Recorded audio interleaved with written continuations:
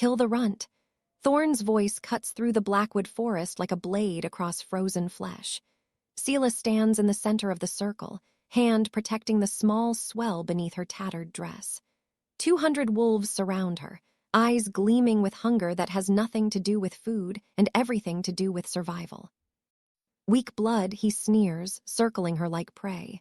A mouth we can't feed carrying another mouth that will drain us dry. His enforcers laugh, the sound echoing off snow-laden trees. The execution circle closes tighter. No trial, just tradition. End her before dawn, Thorn commands, turning to the elder council with satisfaction dripping from every word. The weak die so the strong survive. It's our way. Rowan lies bleeding in the snow where they beat him. Her father won't meet her eyes. The other Omegas weep in silence, knowing they could be next. No one defends the pregnant Omega who carries a tracker's child, already marked for death by a winter that won't end. But Thorn doesn't know one thing. The trembling beneath their feet isn't the wind. The shadow emerging from the tree line isn't just another wolf. I reject your judgment. King Alistair, the Iron Crown, steps into the torchlight. His presence suffocates the forest. 8 feet of scarred muscle and ancient authority, wearing a crown of black iron that hasn't been seen in these territories for 30 years. He crosses the execution circle in 5 measured steps, walks past cowering wolves, past snarling Thorn, straight to the terrified Omega. Then he kneels. The massive king drops to one knee in the blood-stained snow before her, presses his scarred, battle-worn face against the small swell of her belly, and kisses the life within, gentle as a prayer. I claim both. His voice carries to every wolf in the circle, absolute and unbreakable. Mother and child are under my protection. Any who harm them answers to me personally. The blood bond ignites between them in threads of molten gold. Ancient magic no one has seen in 3 centuries, wrapping around Seela's belly, around the child within, marking them as his. Thorn's face twists with rage, but Seela's nightmare is just beginning, because the traditionalists won't accept this, and the real war is about to start. Real quick, if you've ever been told you're too weak to matter, that your life is negotiable because others decide your worth, this story is for you. Drop a comment, any comment, and don't forget to hit the subscribe button so I know you're here. You're not alone, and Seela's about to prove that the vulnerable aren't weak.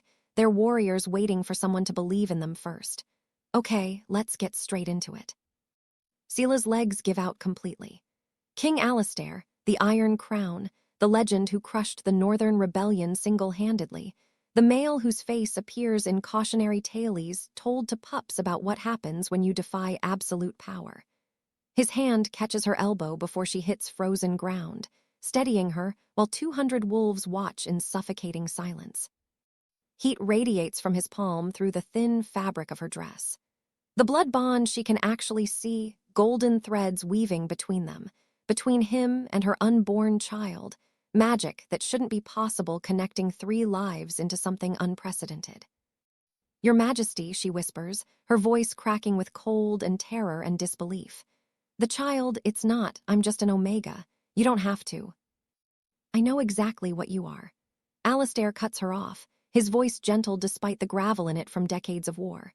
His eyes, ancient amber that's witnessed centuries, hold hers with an intensity that steals what little breath she has left. Those eyes that pups hear about in stories, that have watched kingdoms rise and fall, that have shown mercy exactly once in recorded history, and that was 60 years ago. I've known since I returned 3 days ago and caught your scent on the wind. The words punch through her chest. 3 days. He'd been back for 3 days and hadn't revealed himself. Hadn't stopped the council from discovering her pregnancy. Hadn't prevented them from dragging her into these woods. The memory hits without warning, not because she's forgotten, but because remembering is how she survived. The autumn before the winter of teeth. When Blackwood still had food stores, when the streams still ran with fish, when wolves still smiled instead of calculating who would die first when provisions ran out. Rowan had found her crying behind the healer's den after Beta Thorn struck her for moving too slowly. A nobody tracker with kind eyes and gentle hands, offering her a cloth for blood she was too used to tasting. You shouldn't let them treat you like that, he'd said, and she'd laughed, actually laughed, because what choice did an Omega have? What power did the powerless possess? Maybe none, he'd admitted, sitting beside her in fallen leaves that still held warmth from a sun that felt like a memory now. But that doesn't mean you deserve it. They'd talked until the moon rose. He told her about tracking deer through morning mist, about the poetry of animal movement, about seeing the world through patterns others missed. She told him about healing herbs, about the satisfaction of closing wounds, about wanting to matter to someone, anyone, even for a moment. He'd kissed her under that autumn moon, gentle and asking, waiting for permission she'd never been allowed to give or withhold before. And for 6 weeks, she'd had something that felt like love, until the winter came early, vicious and unrelenting, and the food began running out. Until her cycle didn't come. Until the healer confirmed what her body already knew. Until the council discovered it and declared her child a runt before it even drew breath. Seela wakes in a bed too soft for someone who expected to die. Stone walls carved with ancient symbols. Tapestries depicting battles from centuries past.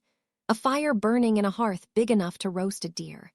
Windows overlooking a fortress that legend said was abandoned, reclaimed by the forest decades ago when the Iron Crown marched north and never returned. Until tonight, until he knelt for her. She touches her belly, feels the warmth there that isn't entirely her own. The blood bond hums beneath her skin, foreign and terrifying and impossibly protective. Her child's heartbeat syncs with something larger, older, powerful enough that she can feel it even without shifting. You're awake. Alistair's voice comes from the doorway. He's removed the crown, but somehow looks more intimidating without it. Battle scars map his face, his arms, every visible inch of skin. He's wearing simple clothes but carries himself like the warrior king he has been for longer than the oldest living wolf can remember. Why, the question escapes before she can stop it. Why would you? I'm nobody. The child isn't yours. You could have anyone, everyone, why would you kneel for? Because weak isn't the same as worthless. He interrupts, crossing the room with movements too quiet for someone his size. Because I've spent 300 years watching the strong devour the vulnerable and calling it tradition. Because culling the innocent doesn't make a pack stronger, it makes them monsters with full bellies. He sits on the edge of the massive bed, careful to keep distance between them. His amber eyes find hers in the firelight. And because I heard you begging for your child's life while that circle closed around you, and you weren't begging for yourself, you were offering to die if they just let the baby live. You were offering your life for someone who isn't even born yet. His voice drops to something raw and honest. That's not weakness, Seela. That's the strongest thing I've ever witnessed, and I've been alive a very long time. But in chambers 3 floors below, Thorn meets with 30 wolves who refuse to accept what happened in that forest. The old ways are dying, and they're not ready to let them go. The king has gone soft, Thorn hisses, amber eyes glowing with rage and ambition. Kneeling for an Omega, claiming a runt. This isn't mercy, it's weakness. And weakness gets good wolves killed. Heads nod in agreement. Wolves who remember when strength meant survival, when culling was necessary, when Omegas knew their place at the bottom and stayed there. We restore the natural order, Thorn continues, his voice taking on the cadence of a sermon. We remind the Iron Crown that tradition exists for a reason. We prove that mercy is a luxury starving packs cannot afford. In the silence that follows, someone asks the question they're all thinking, and if the king stands in our way. Thorn's smile is all teeth and winter cruelty. Then we remove him too. The next morning, Rowan wakes in the healer's ward. Ribs cracked, face swollen, one eye sealed shut from Thorn's beating. But alive, breathing, aware that Seela survived when she shouldn't have. When Alistair visits him, the king doesn't announce himself, just appears at the bedside like a ghost made flesh. You tried to defend her, Alistair says, not a question. I love her. Rowan's voice cracks around broken teeth. For whatever that's worth from someone like me. Alistair studies him with eyes that have witnessed empires crumble, then does something unexpected. He sits. I know who you are, Rowan, son of Kieran, grandson of King Thaddeus of the Northern Territories. I know you were exiled for refusing to execute prisoners during the war. I know your weakness was actually mercy, and your father stripped you of your name for it." Rowan's remaining eye widens in shock. "Your father was my brother," Alistair continues quietly, "which makes you my nephew.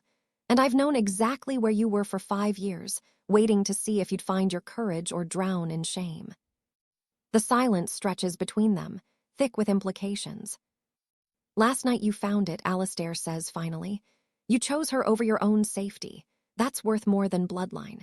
He stands, his massive frame casting shadows across the small room. "Rest. Heal. Because Thorn won't accept what I've done, and when he moves against me, I need to know, will you fight for her? Or will mercy make you hesitate when hesitation means her death?" Rowan meets his uncle's ancient gaze with his one good eye. "I'll fight. I'll kill if I have to. For her. For the child." His voice goes quiet, raw, "Even if that child should have been mine but now belongs to you through magic I don't understand." Alistair's expression softens almost imperceptibly.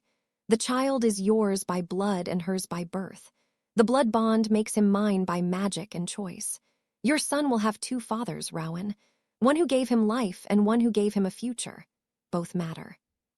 He leaves before Rowan can respond, before the young tracker can process the gift he's just been given. Acknowledgement, purpose, a place in his son's life even as he watches from the margins of a bond he can never truly share. In Alistair's private library, his advisor Marin pores over ancient texts she hasn't opened in decades, searching for references to blood bonds and why one formed so easily between the king and an Omega he'd never met. What she finds chills her to her centuries-old bones. The Moon Priestess bloodline, extinct for 300 years. The last living priestess executed by the very council of betas who invented the culling laws, who rewrote history to make brutality seem like tradition, who eliminated anyone with magic that could challenge their authority. But bloodlines don't die easily. They sleep, dormant, waiting. And Seela, gentle, broken Seela who heals with her hands and carries herself like an apology, is the last living descendant of the most powerful magical line in wolf history. The blood bond didn't form because Alistair chose her. It formed because her dormant magic recognized a king who could protect what she was destined to become. The child she carries isn't just a tracker's son. He's a priestess's heir, blood-bonded to immortal royalty. A combination that hasn't existed since the Age of Legends. And when Marin brings this information to Alistair, watching his amber eyes widen with understanding, they both realize the same terrible truth. Thorn isn't planning a simple rebellion. He's planning to finish what his ancestors started 3 centuries ago, the complete extinction of the priestess bloodline before it can awaken and tear down everything the betas built on lies. Winter grows colder. The food stores dwindle. And in the fortress stronghold, a pregnant Omega who thought herself worthless begins to discover she's the most dangerous thing alive. Not because of what she is now, but because of what she's about to become. The war hasn't started yet. But the blood bond thrums with warning under Seela's skin, and somewhere in the depths of the stronghold, Rowan sharpens a blade he knows will drink his life before this is over. Mercy started this. Violence will finish it. Welcome to the Winter of Teeth. The Elder Council meets in the dead of night, when even the moon hides behind clouds too heavy with snow that never seems to stop falling. 7 wolves gather in the Great Hall where their ancestors once celebrated harvests that feel like myths now, where tapestries depicting abundance mock the hollow-eyed pack members who haven't eaten properly in 3 weeks. The fire burns low because wood is rationed like everything else, casting shadows that make the elders look more like corpses than leaders. Thorn stands at the head of the stone table, his beta markings vivid even in dim light, muscles still thick despite the famine because he controls the remaining food stores. He's been waiting for this moment, planning it with the patience of a hunter who knows his prey is already cornered. The winter isn't just harsh, it's lethal. 4 pups dead in the last month, 2 elderly wolves who went asleep and didn't wake. The hunting grounds frozen solid, the rivers locked under ice too thick to break, the prey animals either dead or fled to territories that still have mercy. Elder Corvus speaks first, his voice raspy from age and hunger. We can't sustain current numbers through spring. The food stores will be depleted in 6 weeks. Maybe 8 if we cut rations further. His milky eyes sweep the table. We need to make decisions. Hard decisions. The other elders nod, their faces carved from the same desperation. They're not cruel by nature, most of them. They're just terrified. Fear makes monsters of good wolves when survival hangs by threads too thin to see.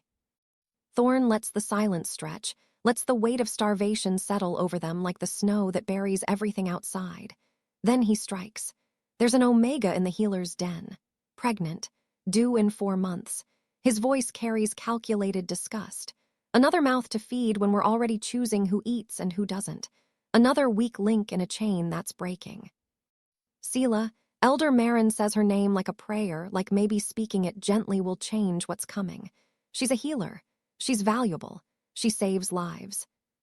She's pregnant with a tracker's bastard. Thorn interrupts, his tone sharpening to a blade. Rowan's child. A male so low-ranking he can barely provide for himself, let alone a mate and pup. His eyes gleam in the firelight. The child will be weak, undersized, a runt that drains resources we don't have. Pack law is clear on this.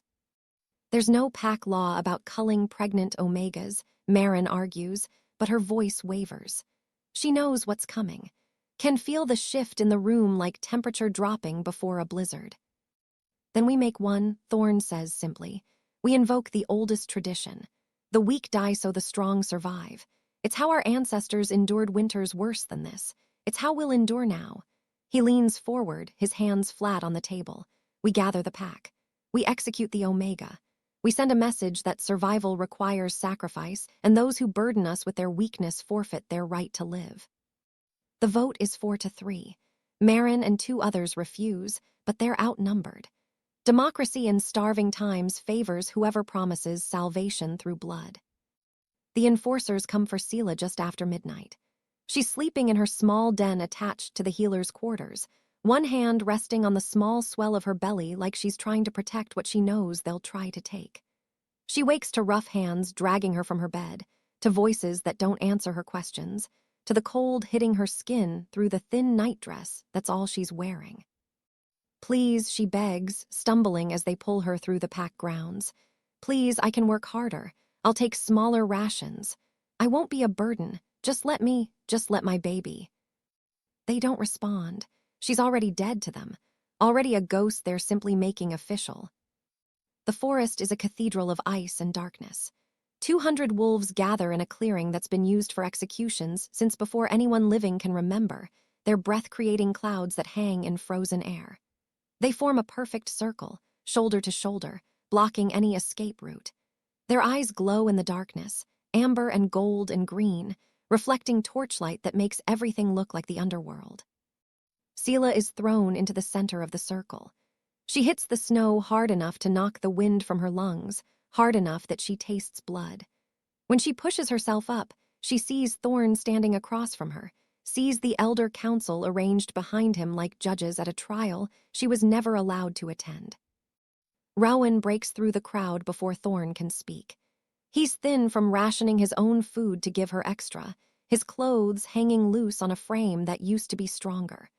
But his eyes are desperate and furious, and absolutely certain that he's going to die tonight, but he's dying for something that matters. No. His voice cracks across the clearing. She's under my protection. The child is mine. If you want her, you go through me first. 3 enforcers hit him simultaneously. He fights, moon goddess. He fights like every story of doomed heroes fighting impossible odds. But he's one malnourished tracker against 3 well-fed warriors who have been chosen specifically because mercy isn't in their vocabulary. They beat him systematically, brutally, with the efficiency of wolves who have done this before. Fists and claws and boots, breaking ribs and splitting skin, turning his defiance into a lesson about what happens when low-ranking males forget their place. Selah screams. The sound is animal, primal, everything she's kept buried under years of submission tearing free. She tries to crawl toward him, but hands grab her shoulders and force her back to the center of the circle. Rowan collapses in the snow 10 feet away, blood pooling beneath him like accusation. His eyes find hers through the swelling, and she sees him mouth "I'm sorry" before he stops moving. Thorn steps forward, addresses the pack with a voice that carries to every witness. "We are dying. Our pups starve. Our elders waste away. Our hunters return empty-handed day after day." His hand sweeps toward Selah. "This Omega carries a child we cannot feed, a runt that will drain us further, a weakness we cannot afford." "Kill the runt." Someone in the crowd shouts it, then another, then 10 more. Then the entire pack picks up the chant like it's been waiting in their throats for permission to escape. "Kill the runt. Kill the runt." The words become rhythm, become heartbeat, become the sound of civilization eating itself when food runs out and fear runs wild. Selah stands in the center of the circle with her hands protecting her belly, with tears freezing on her cheeks, with the chanting building to a crescendo that means death is seconds away. She doesn't beg anymore, doesn't plead, just stands there loving the child they want to kill, choosing to die on her feet instead of her knees, proving in her final moments that weakness and cowardice aren't the same thing. The first wolf steps forward, teeth bared, then another. The circle contracts, closing around her like a fist. Thorn raises his hand to give the final command, the word that will unleash 200 starving wolves on one pregnant Omega and call it tradition. That's when the earth begins to shake. It starts as a tremor, subtle enough that the wolves think it's their own hunger making them unsteady. Then it builds, intensifies, becomes something that can't be ignored. The ground beneath 200 pairs of feet rolls like the surface of disturbed water. Ancient trees that have stood for centuries sway, their branches cracking under the weight of accumulated ice. Snow cascades from their limbs in sheets, creating white curtains that obscure the torchlight. The chanting dies mid-word. 200 wolves fall silent as the shaking grows stronger, as the forest itself seems to wake from sleep and remember something they've all forgotten. The oldest wolves recognize it first, their eyes widening, their bodies dropping into instinctive submission before their minds catch up to what their blood already knows. The young ones just feel terror crawling up their spines, that primal understanding that something bigger than them, older than them, more dangerous than anything they've ever encountered is coming. Then the trees at the edge of the clearing part, like a predator moving through tall grass, and King Alistair steps into the torchlight.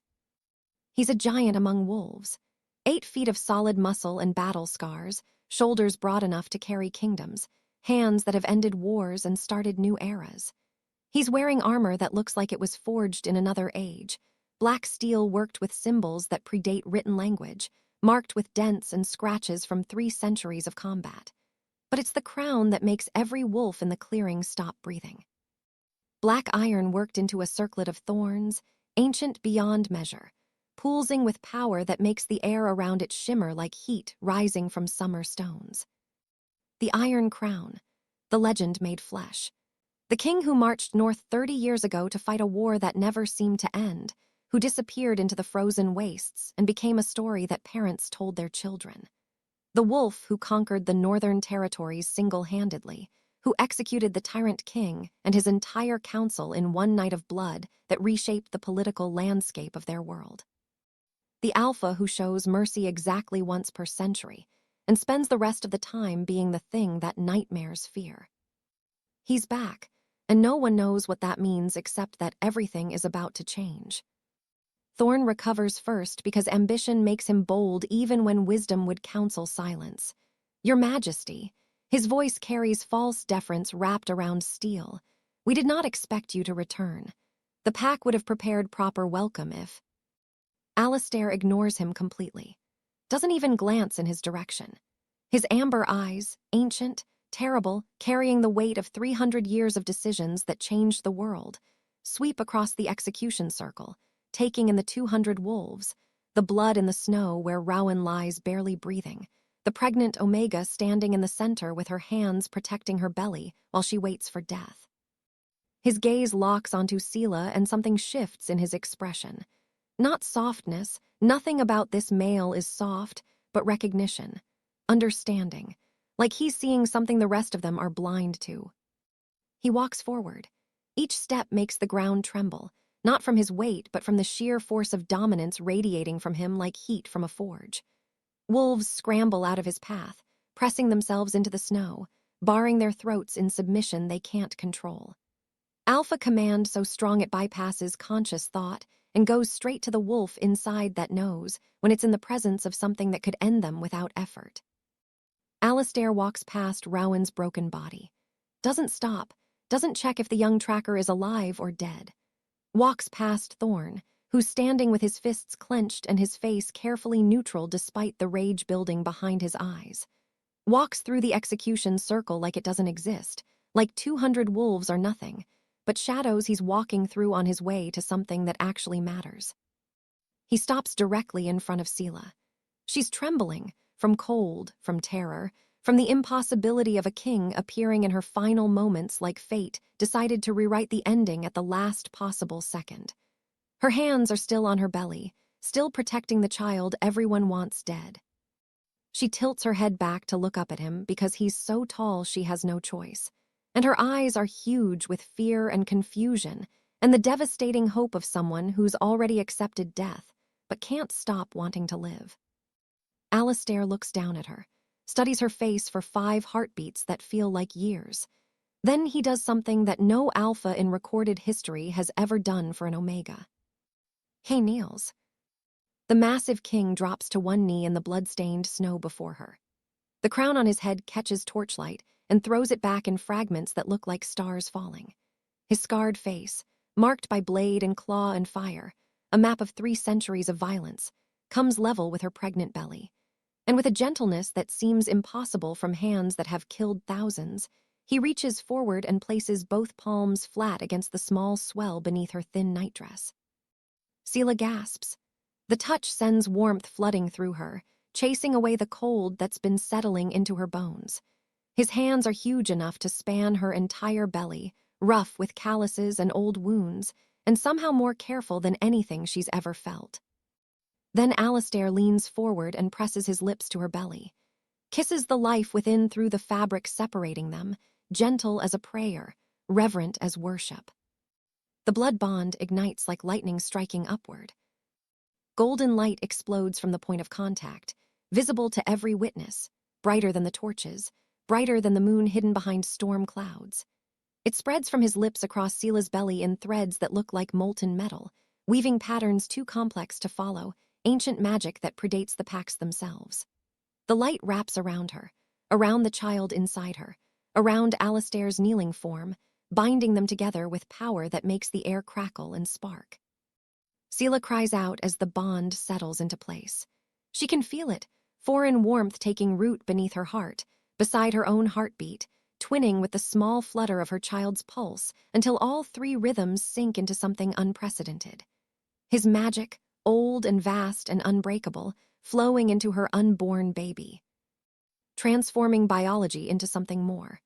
The child kicking inside her responds to the bond, moving like it recognizes the power claiming it, accepting it, becoming something between its mother's blood and a king's magic. The light fades slowly, leaving afterimages burned into 200 pairs of eyes. Alistair stands. His voice, when he speaks, carries to every corner of the clearing with absolute authority. This child is under my protection. He turns, his amber eyes sweeping across the pack, daring anyone to challenge him. The mother is under my protection. Any who harm them answers to me personally, not as king, as the Alpha who will hunt you through every territory in this world until there's nowhere left to hide. The silence is absolute. Even the wind seems to hold its breath. Thorn's face twists with rage he can barely contain. Your Majesty, with respect, pack law. There is no pack law that supersedes my authority, Alistair interrupts, his voice dropping to something lethal and quiet. And if you invoke tradition at me, Beta, remember that I am tradition. I have watched empires rise and fall. I have rewritten the rules of our kind more times than you have drawn breath. His eyes lock onto Thorn's. If you wish to challenge my claim, do so now. I will end you where you stand and sleep soundly after. Thorn's mouth opens, closes.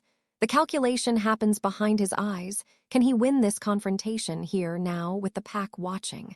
The answer is no, and he knows it. So he does what ambitious wolves do when they can't fight now. He retreats to fight later. "As you command, Your Majesty." The words taste like poison in his mouth. But Seela sees it, sees the rage transforming into something colder, more patient, more dangerous. Sees the exact moment Thorn decides that if he can't have power through tradition, he'll seize it through rebellion. The seed plants itself right there in the frozen clearing, watered by humiliation and fertilized by ambition that won't accept defeat. The war hasn't started yet, but it's coming, and everyone present knows it. Alistair doesn't wait for the pack to disperse. He simply bends and lifts Seela into his arms like she weighs nothing, like she's something precious instead of something they were about to tear apart. She's too shocked to protest, too cold to do anything but let herself be carried. Her body is shutting down from exposure. The thin nightdress soaked through with melted snow, her bare feet blue from standing in frozen ground, her lips the color of bruises. She shivers violently against his chest, and the armor he's wearing should be cold, but somehow radiates heat like he's a furnace wrapped in steel. Behind them, other wolves rush forward to collect Rowan. His breathing is shallow and wet, blood bubbling from his mouth with each exhale. Broken ribs, collapsed lung, internal bleeding that will kill him if it's not addressed immediately. They lift him carefully, but not gently. He's still just a low-ranking tracker, still disposable in ways that matter even when he's dying for love. The fortress materializes from the forest like something from a fever dream. Seela had heard stories about it, the ancient stronghold that the Iron Crown built 300 years ago before marching north, the place that was supposed to be abandoned, reclaimed by wilderness and time. But it's not abandoned. It's alive with torchlight and movement, with guards stationed at battlements and smoke rising from chimneys. He's been here for days, she realizes, watching, waiting, letting events unfold until he chose to intervene. The gates open without him speaking a word. Guards bow as he passes, their eyes carefully averted from the Omega in his arms. Through a courtyard where snow has been cleared from ancient stone, upstairs worn smooth by centuries of footsteps, down corridors lined with tapestries depicting battles she doesn't recognize. Everything is too big, too old, too grand for someone like her. She's an Omega who lived in a den barely large enough to stand in, who owned 3 dresses and called herself fortunate. This place is a palace pretending to be a fortress, and she doesn't belong here any more than she belonged in that execution circle. Alistair carries her to chambers that steal her breath. A bed large enough for 5 wolves, piled with furs that look softer than clouds. A fireplace already burning, filling the space with warmth she hasn't felt in months. Windows overlooking the forest, real glass instead of old hide, letting in moonlight that turns everything silver.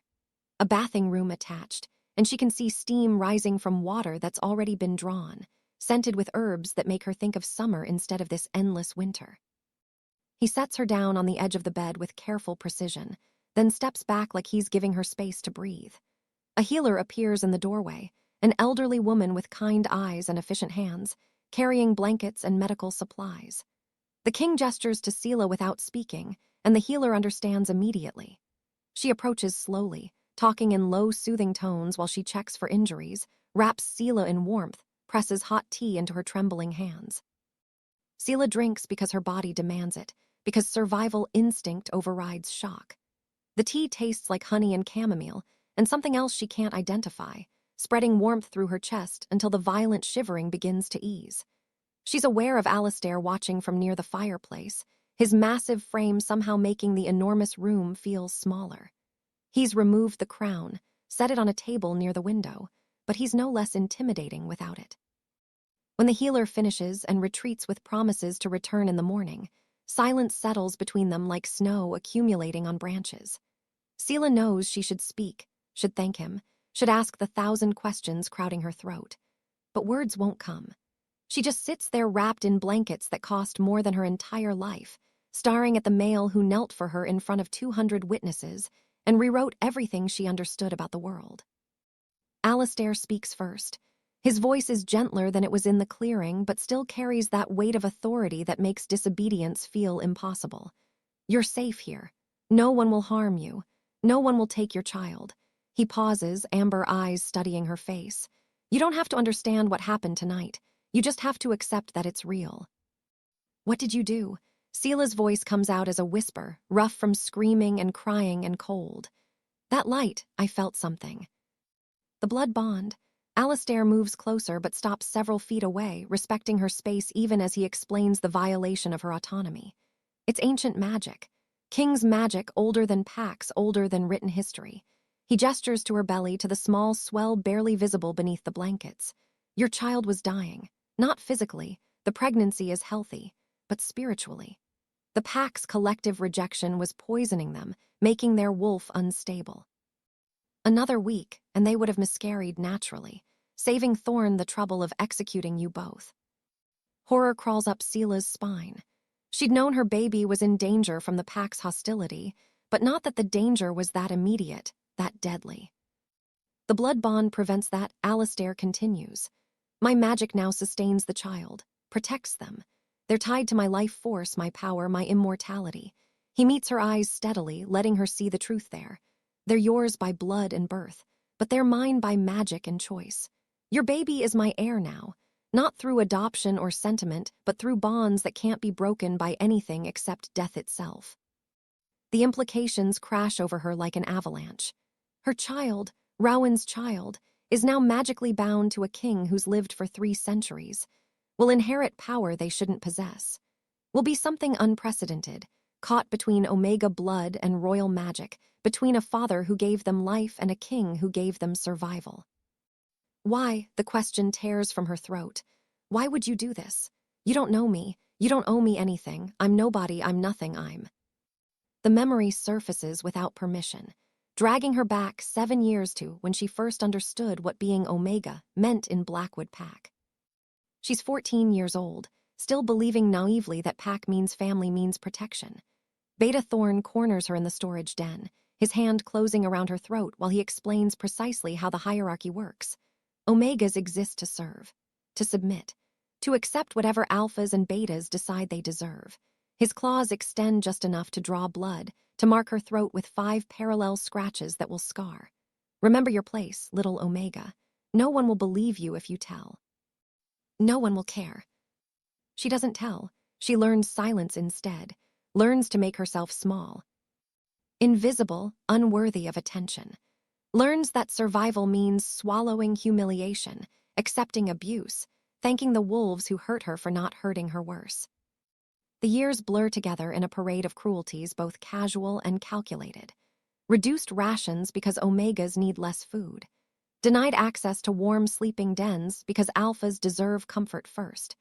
Beaten for perceived disrespect, for moving too slowly, for existing too loudly in spaces that don't want her.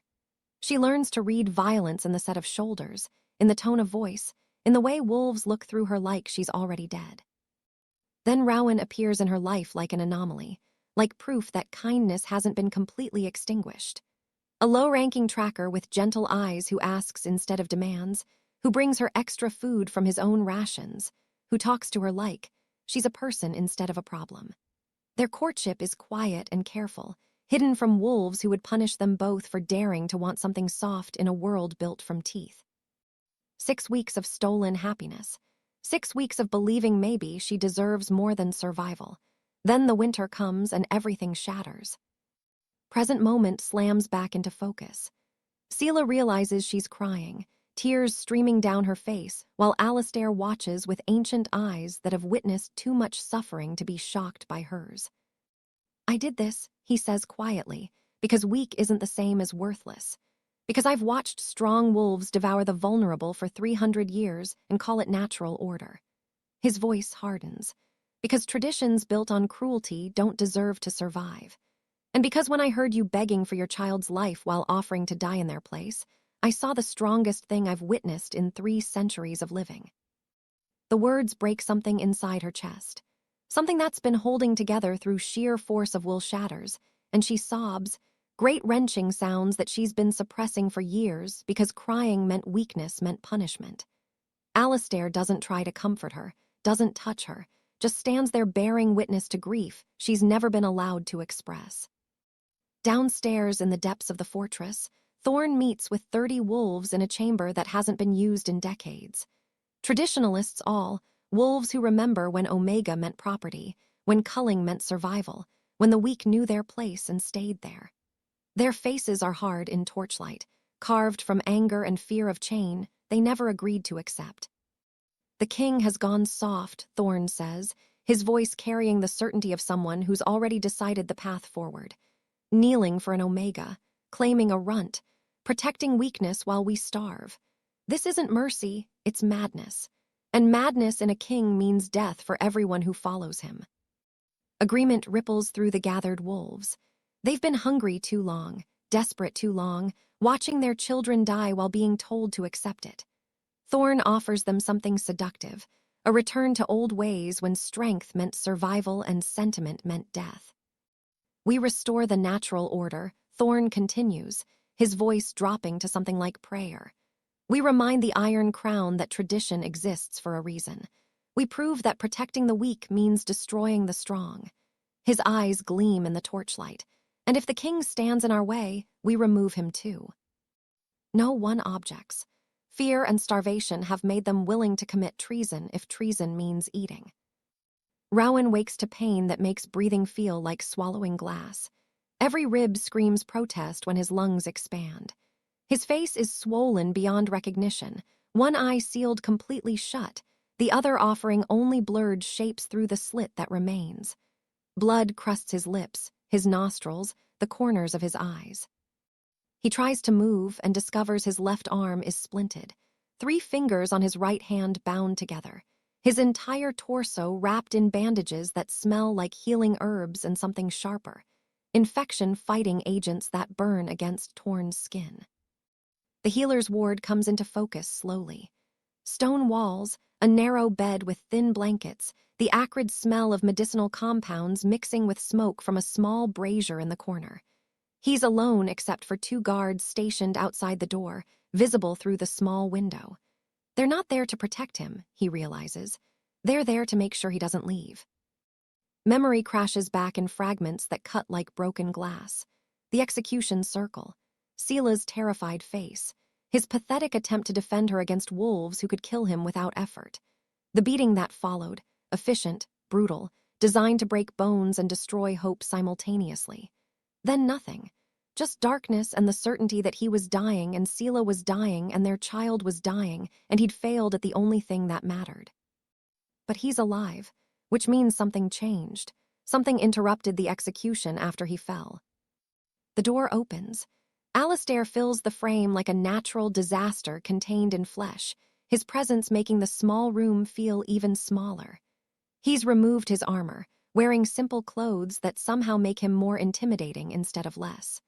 The crown is absent, but authority radiates from him like heat from forge coals. You're awake, not a question. Alistair crosses to the bed in 3 strides, his amber eyes cataloging Rowan's injuries with the efficiency of someone who's assessed battlefield casualties for centuries. Good. The healers weren't certain you'd survive the night. Collapsed lung, internal bleeding, fractured skull. His expression doesn't change. You fought well for someone with no training. Sela, Rowan's voice is destroyed, comes out as barely more than a rasp. Where is she? Is she? Safe, in my chambers, under my protection. Alistair pulls a chair over and sits, the wood creaking under his weight. I claimed her. And the child. Used blood bond magic to tie them to my life force. He pauses, watching Rowan's reaction.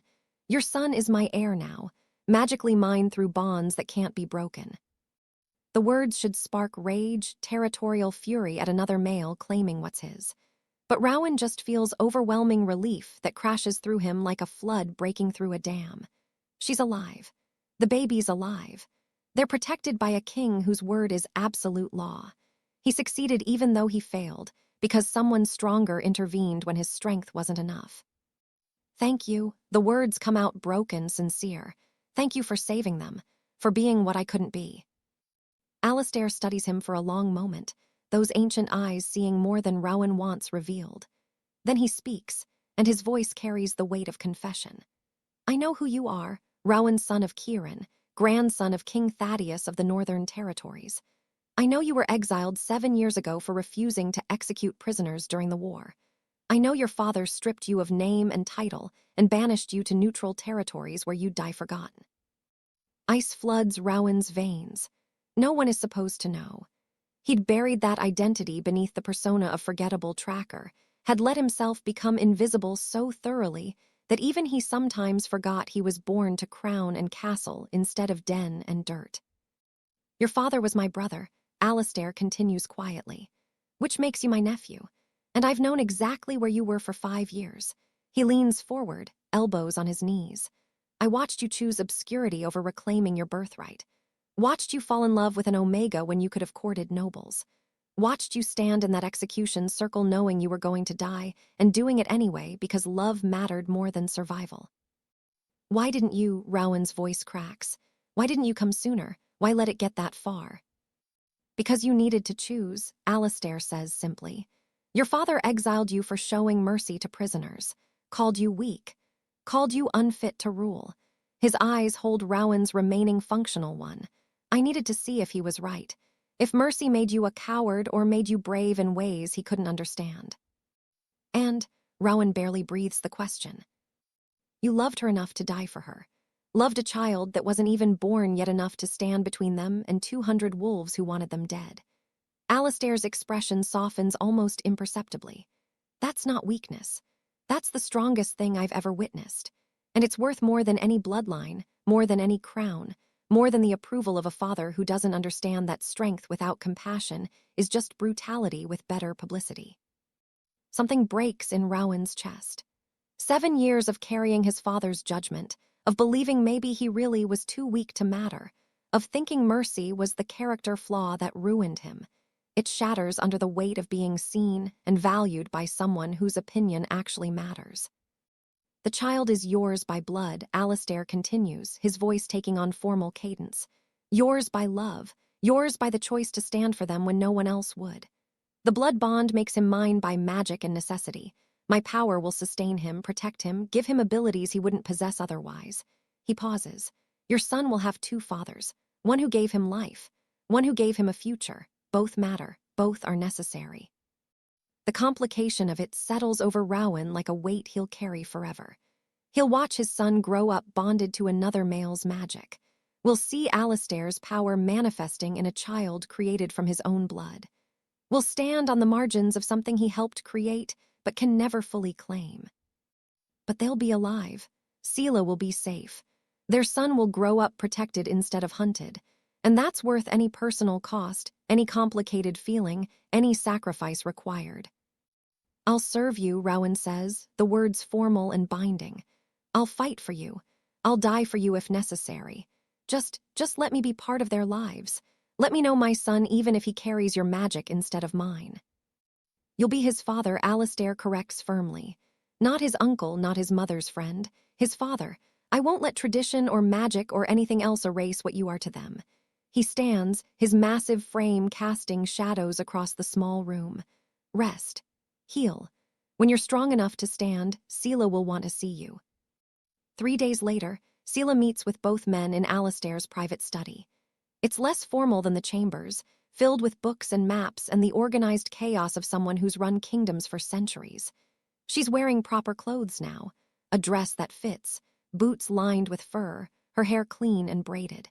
She looks less like someone who nearly died and more like someone learning to be alive again.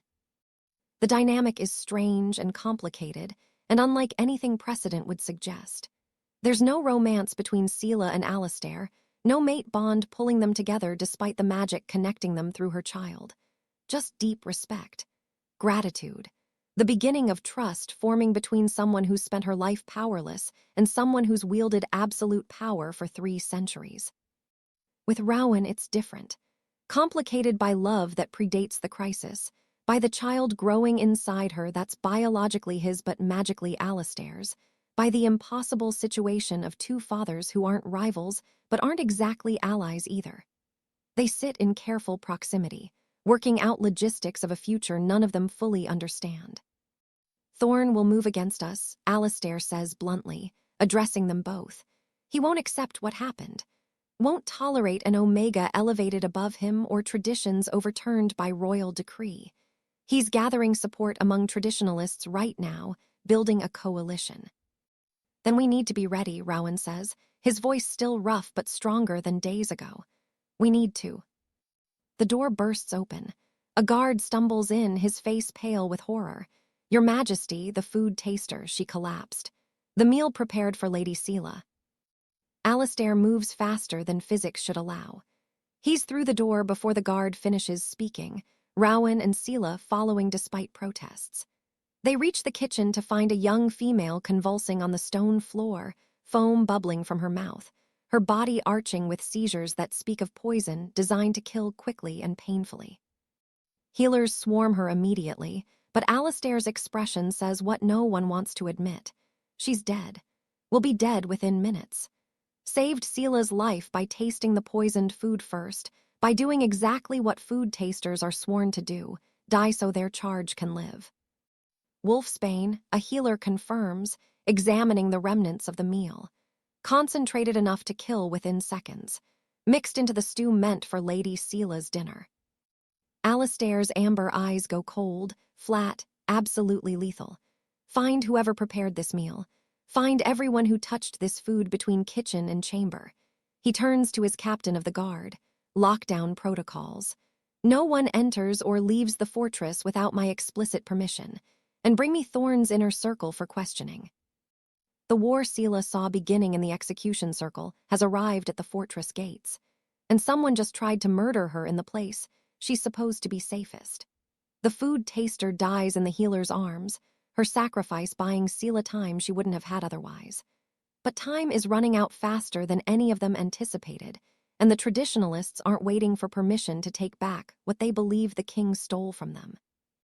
The great hall fills before dawn, every wolf summoned by royal decree that brooks no refusal.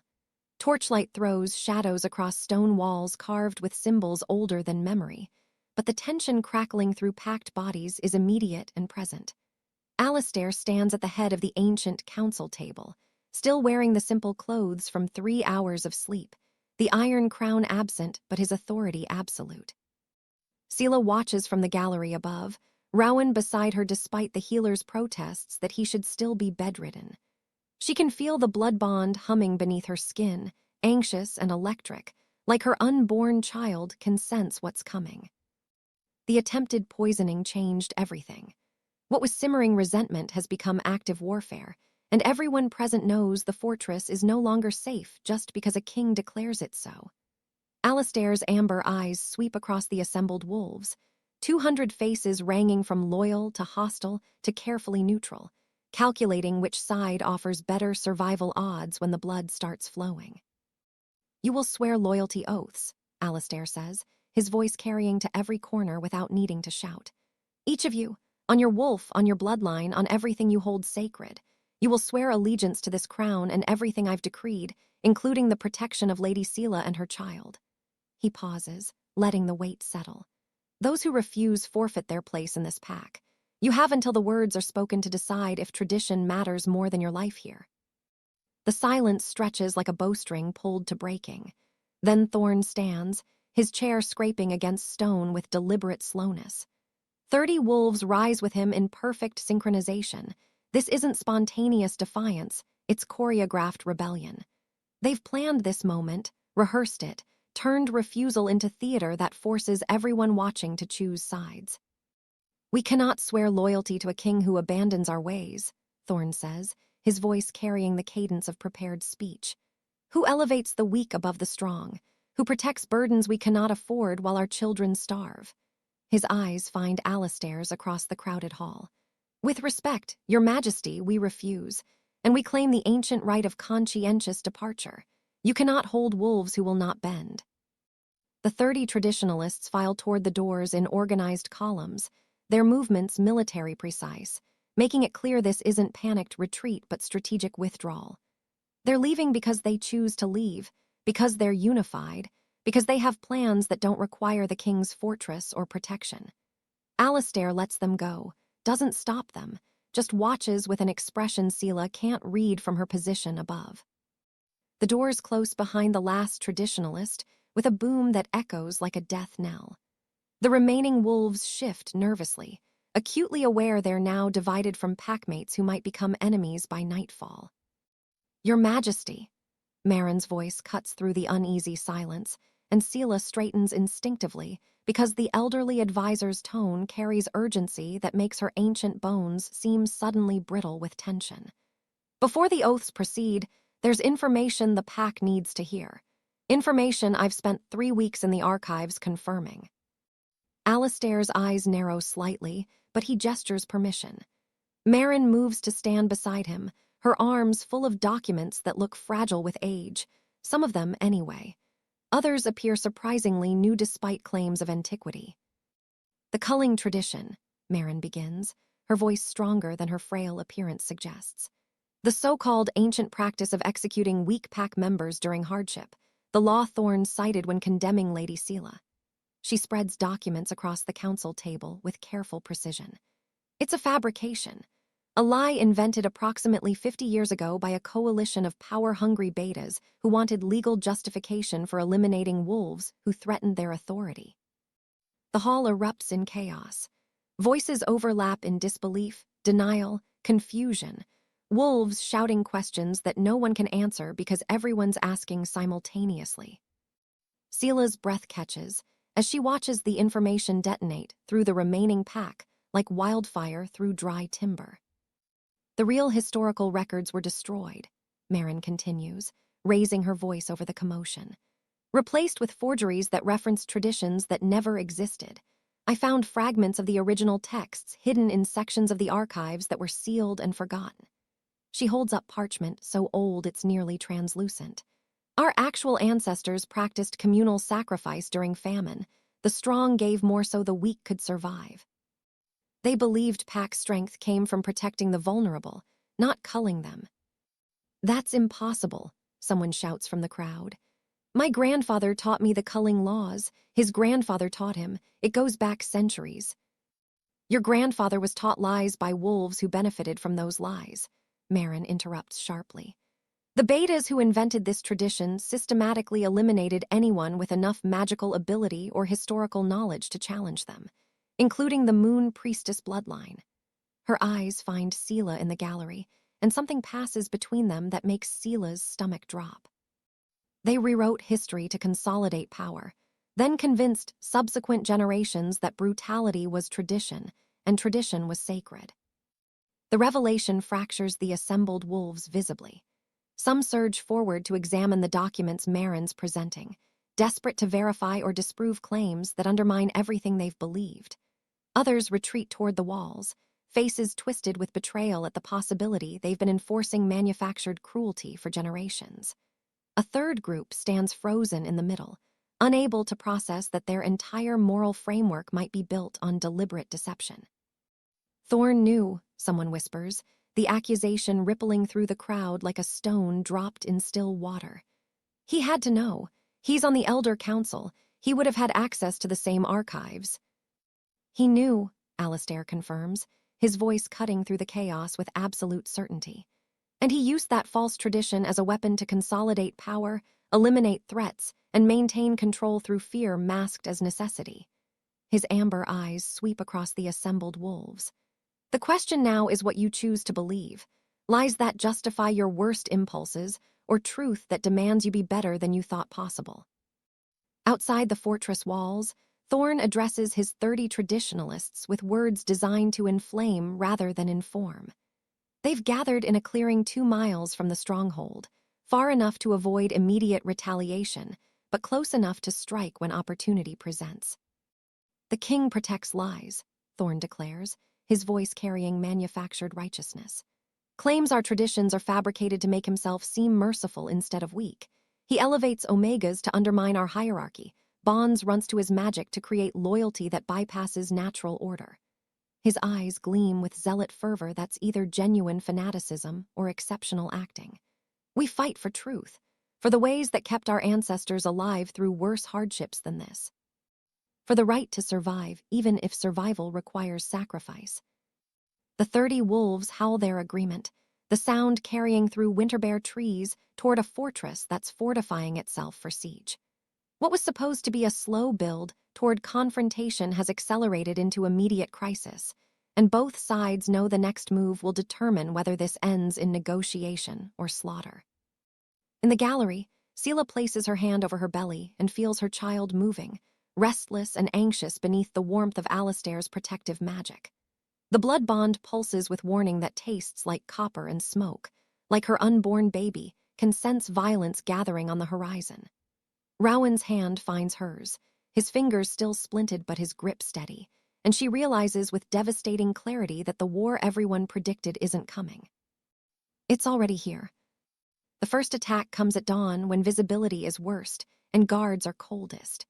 3 sentries die without making a sound, throats opened so efficiently that blood freezes before it can pool, bodies arranged in the snow like warnings written in a language everyone understands. The supply convoy returning from the southern villages never arrives. Search parties find the wagons overturned and burning, provisions scattered across frozen ground where they'll spoil before anyone can salvage them, and 2 drivers dead with the same clean throat cuts that marked the sentries. By midday, smoke rises from 3 villages loyal to Alistair. Not the gray smoke of hearth fires, but black columns visible for miles that speak of buildings burning with accelerant-driven intensity. Thorn isn't playing the long game anymore. He's announcing his presence through destruction, calculated to inspire fear and force response. The traditionalists aren't hiding in the forest waiting for opportunity. They're bringing the war directly to anyone who chose the king over their invented traditions. Alistair deploys defenders to protect remaining villages, but his forces are stretched impossibly thin, trying to guard everything simultaneously. Every wolf sent out is 1 fewer protecting the fortress, 1 more potential casualty in ambushes that could be waiting anywhere. The Iron Crown's face remains impassive during strategy meetings, but Seela can see the calculation happening behind those ancient amber eyes. How many lives is he willing to spend defending wolves who might not even want his protection? And at what point does holding territory become more costly than strategic withdrawal? She tries to help in the healer's ward because sitting idle makes her feel like a burden everyone's dying to protect. The wounded arrive in waves, wolves with arrow wounds from ambushes, burns from the village fires, 1 female with her entire back flayed open by claws that raked deep enough to expose spine. The healers work with grim efficiency, but their supplies are dwindling faster than injuries accumulate, and everyone knows the attacks are just beginning. A child is brought in barely breathing, his small body broken from a building collapsed during one of the village burnings. 6 years old at most, whimpering for his mother who died in the flames. The head healer examines him with hands that have set thousands of bones and recognizes futility when she sees it. "Internal damage too severe," she says quietly, her voice carrying the exhaustion of someone who's delivered too much bad news in too short a time. "He has maybe an hour. Make him comfortable." Seela approaches the cot before conscious thought catches up to instinct. She kneels beside the dying pup, places both hands on his chest where blood is pooling internally in places medicine can't reach. His breathing is wet and labored, each exhale weaker than the last, his small face gray with approaching death. "It's all right," she whispers, not knowing if she's comforting him or herself. "You're not alone, I'm right here." Heat floods from her palms into his broken body. Not the warmth of fever or inflammation, but something else entirely. Golden light that spreads beneath his skin like sunrise breaking through storm clouds. She gasps as power flows through her that she's never felt before, ancient and vast and completely foreign, pouring from some source she didn't know existed straight into the child's failing systems. The blood bond flares in her belly, Alistair's magic recognizing and amplifying whatever she's doing, channeling his 3-century strength through her untrained hands. The pup's breathing steadies. Color returns to his face in a rush that looks like time revering, like watching a flower bloom in accelerated footage. Internal hemorrhaging stops, bone fragments realign, torn organs knit themselves back together with efficiency that defies every law of healing Seela understands. Within 2 minutes he's sleeping peacefully instead of dying agonizingly, his small chest rising and falling with the steady rhythm of someone who'll wake up tomorrow instead of never waking again. Seela collapses backward, caught by a healer before she hits the floor. Every wolf in the ward is staring at her, with expressions ranging from awe to terror to something that looks uncomfortably like worship. Her hands are still glowing faintly golden, the light fading slowly like embers cooling after fire dies. What did I do? Her voice comes out shaking, disbelieving. How did I don't know how. You saved him. Marin's voice cuts through the stunned silence. The elderly advisor appears in the doorway like she's been waiting for this exact moment. Using magic that's been dormant in your bloodline for 3 centuries. Magic the Betas tried to eliminate completely, because they understood how dangerous it was to their manufactured authority. She crosses to Sela with movements careful from age but purposeful with urgency. You're descended from the Moon Priestesses, the last surviving heir of the most powerful magical bloodline in our history. Marin's eyes hold Sela's with an intensity that allows no deflection. Your magic was dormant, suppressed by generations of Omega conditioning and deliberate breeding that tried to dilute priestess blood until it was unrecognizable. But the blood bond with Alistair activated it. His ancient power recognized yours and woke it from sleep that should have lasted forever. The implications crash over Sela like an avalanche. She's not just an Omega who got lucky when a king intervened. She's carrying bloodline magic that traditionalists have spent 300 years trying to exterminate. Her child isn't just protected by royal power. They're inheriting abilities that could reshape everything wolves understand about hierarchy and strength and who deserves to lead. That's why Thorn wanted me dead, Sela whispers, the pieces assembling with horrible clarity.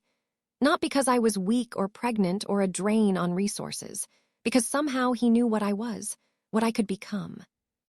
He knew, Marin confirms grimly, or suspected strongly enough to ensure you died before the magic could manifest. The Betas have maintained secret records of priestess descendants for generations, tracking bloodlines to make certain none survived long enough to threaten their power structure. In the training yard, Rowan pushes through pain that would immobilize anyone with sense. His ribs scream protest with each sword form, his splinted arm barely functional, his face still swollen enough that depth perception is compromised. But he trains with single-minded intensity that speaks of preparation for something he refuses to name aloud. Other warriors watch him with mixture of respect and confusion. Why is a low-ranking tracker training like he's preparing for single combat against an opponent far above his skill level? He knows why. Has known since Alistair told him he'd have to choose between mercy and hesitation when hesitation means death. Rowan understands with absolute certainty that before this war ends, he'll face someone he's not skilled enough to defeat, and he'll fight anyway because love demands sacrifice that training can't prevent but pride refuses to skip. The real bombshell detonates during an emergency war council 3 days after the attacks begin. A scout returns with evidence that reframes everything they thought they understood about the winter's harshness and the famine that justified Thorn's culling laws. Wolfsbane in the water sources feeding primary hunting grounds. Not naturally occurring, but concentrated poison deployed systematically over months to drive game away and sicken wolves who drank before the contamination was noticed. Sabotaged traps that looked functional but would never catch prey, their mechanisms subtly altered so they'd spring empty and waste hunters' time. Food caches that had been burned or deliberately spoiled, then the destruction blamed on vermin or poor storage rather than intentional sabotage. He manufactured the famine, Alistair says quietly, his voice deadly calm in the way that precedes extreme violence. Poisoned our resources, destroyed our provisions, created the crisis he needed to justify culling wolves who threatened his authority. His amber eyes scan the evidence spread across the council table, water samples, damaged traps, testimonies from wolves who noticed inconsistencies but were dismissed or silenced. The harsh winter wasn't natural hardship requiring difficult choices. It was engineered genocide designed to consolidate power through fear. The assembled wolves stare at proof that their children didn't starve because resources were scarce. They starved because Thorn made them scarce, turned abundance into artificial scarcity, then positioned himself as the strong leader willing to make hard choices when the choices were only necessary because he created the necessity. How many died? Someone asks, their voice breaking. How many wolves did we execute or let starve because we believed his lies about limited resources? Nobody answers because nobody wants to count bodies that pile higher with each revelation. The winter of teeth wasn't survival of the fittest. It was murder dressed in tradition's clothes, and every wolf who participated is complicit in genocide they thought was necessity. Outside in the falling snow, Thorn watches smoke rise from his latest attack and smiles with satisfaction that borders on religious ecstasy. Everything is proceeding exactly as planned. The king is weakened, spread thin, forced to defend too much territory with insufficient forces. The pack is fractured and confused, their moral certainty shattered by revelations that make yesterday's truths into today's lies. And the Omega Priestess is awakening to power she doesn't know how to control, making her dangerous and vulnerable simultaneously. The perfect target for someone who understands that killing her before she reaches full strength is the only way to ensure the old order survives.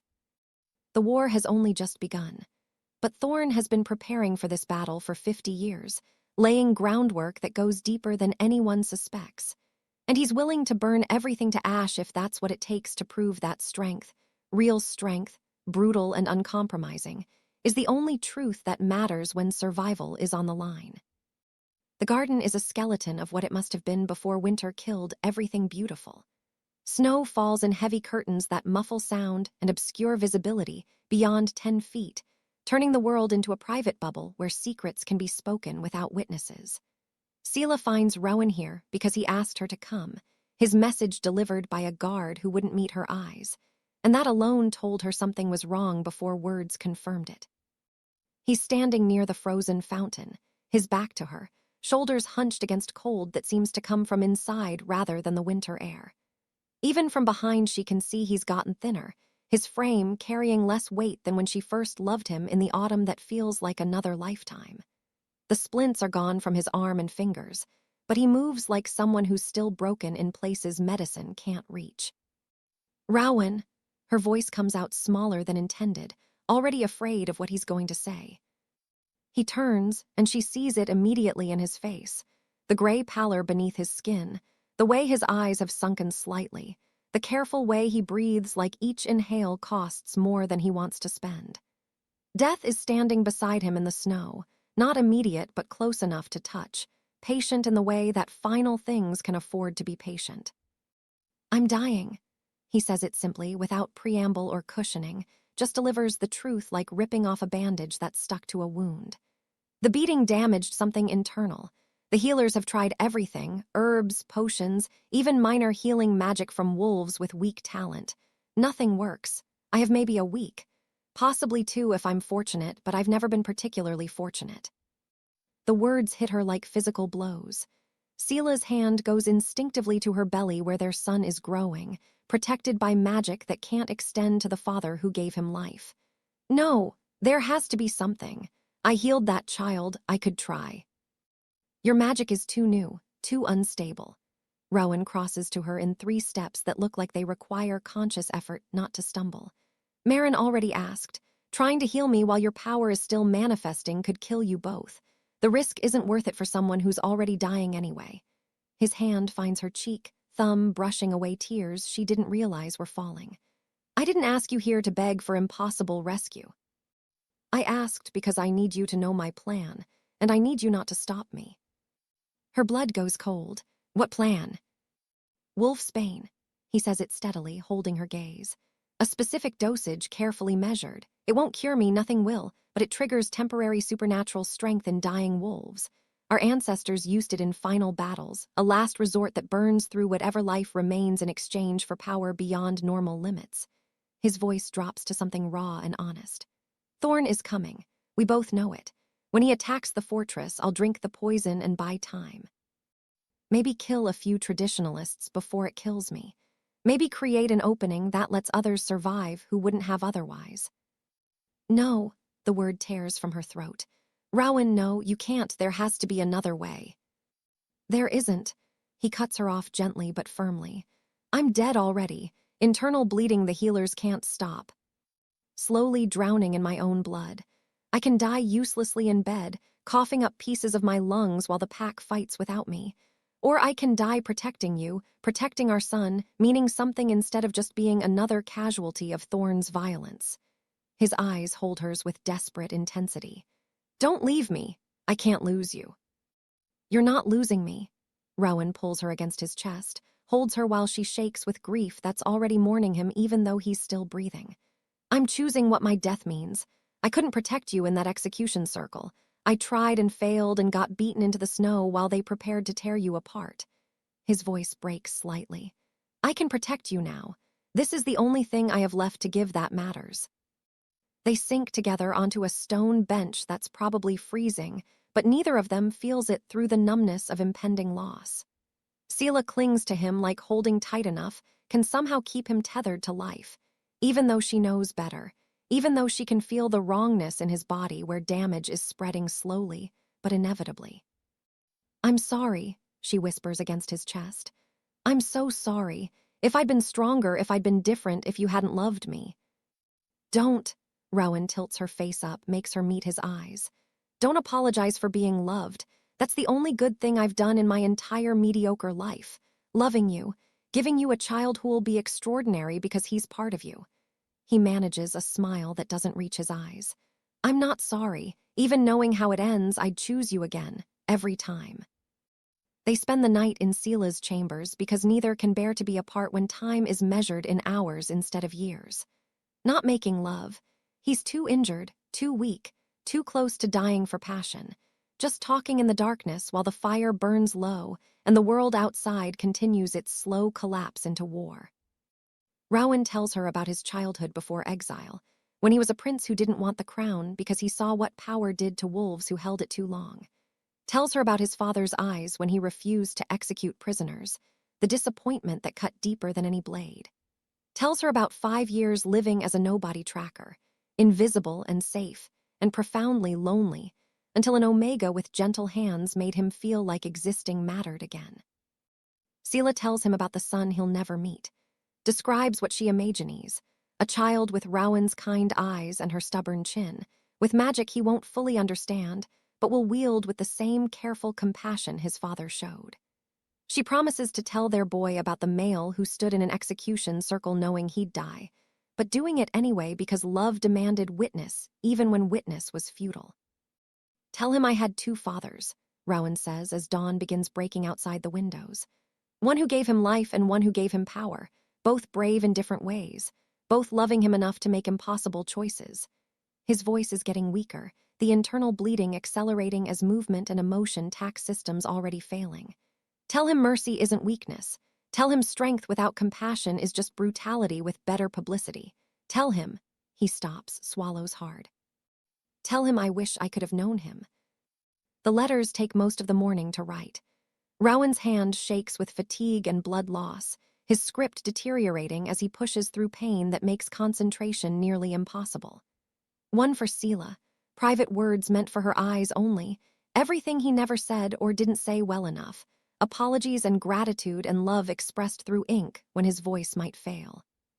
One for the baby, guidance from a father who won't be there to give it in person, advice about being kind and strong and never mistaking cruelty for necessity.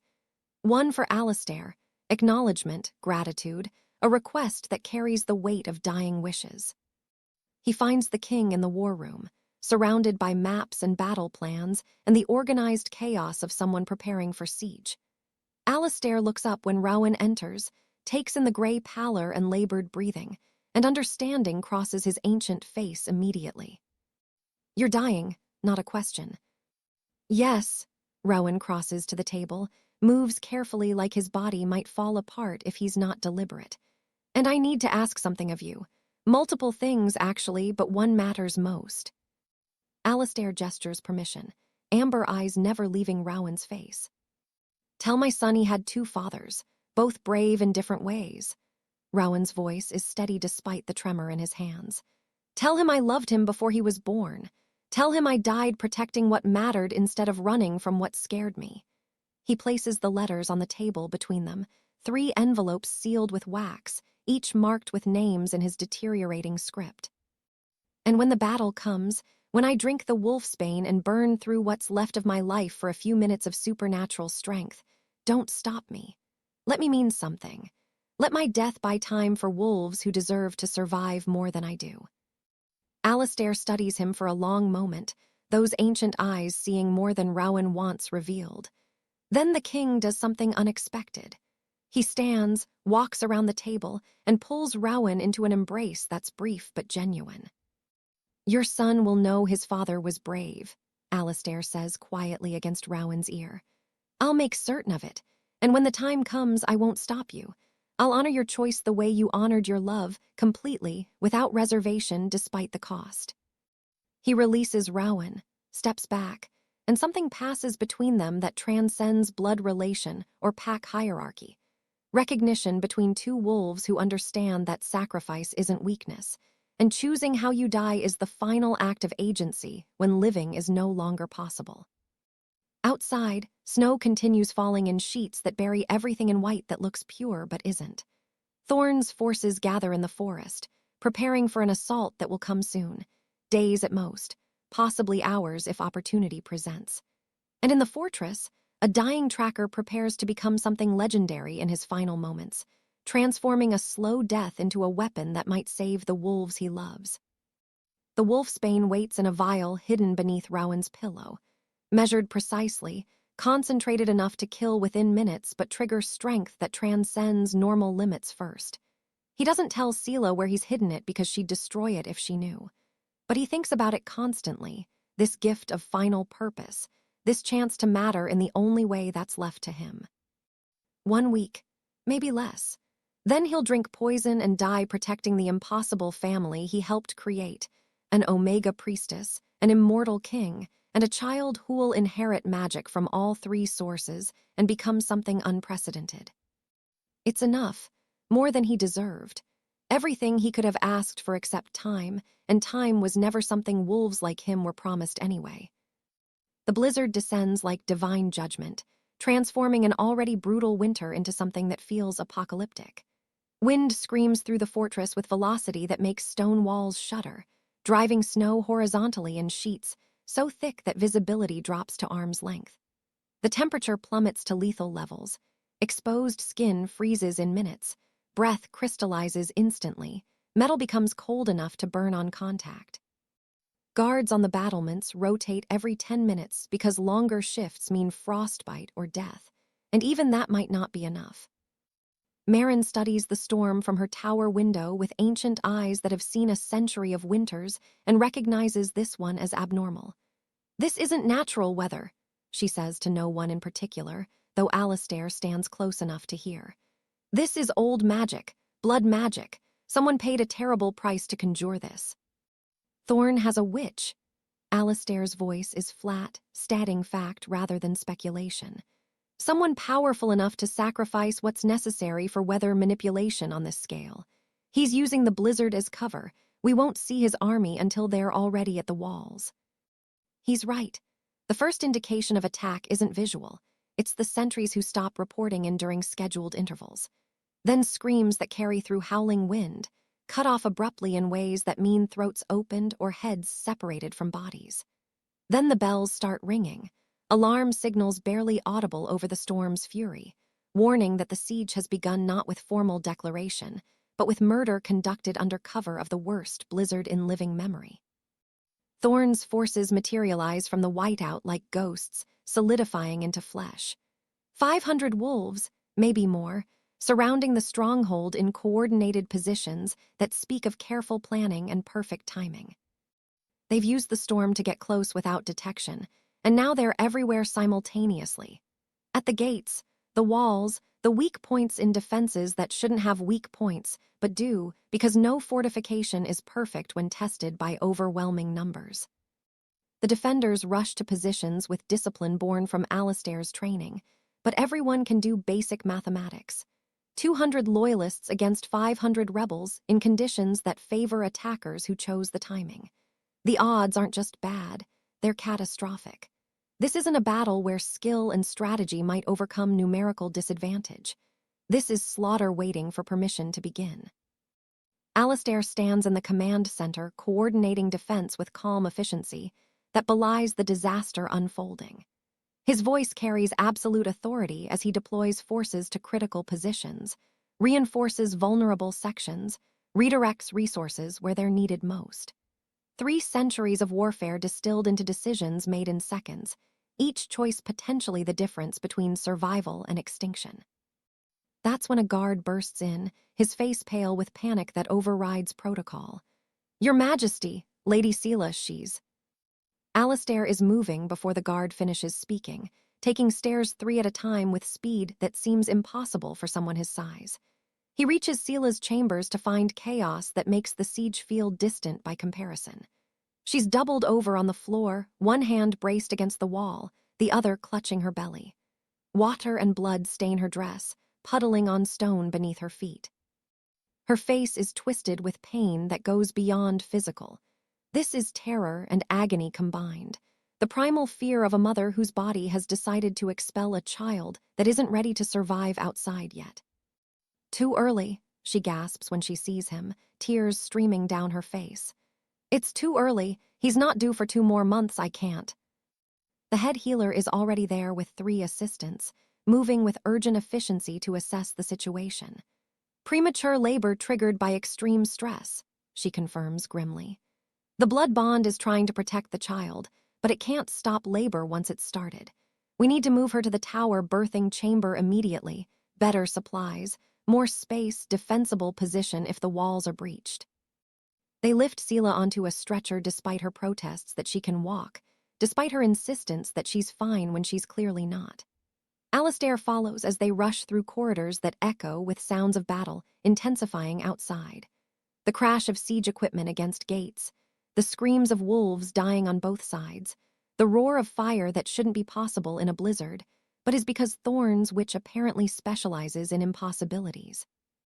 The tower birthing chamber is ancient and fortified, designed centuries ago when childbirth was expected to happen during warfare, because warfare never really stopped. Heavy doors that can be barred from inside, arrow slits for defense, supplies stockpiled for extended siege.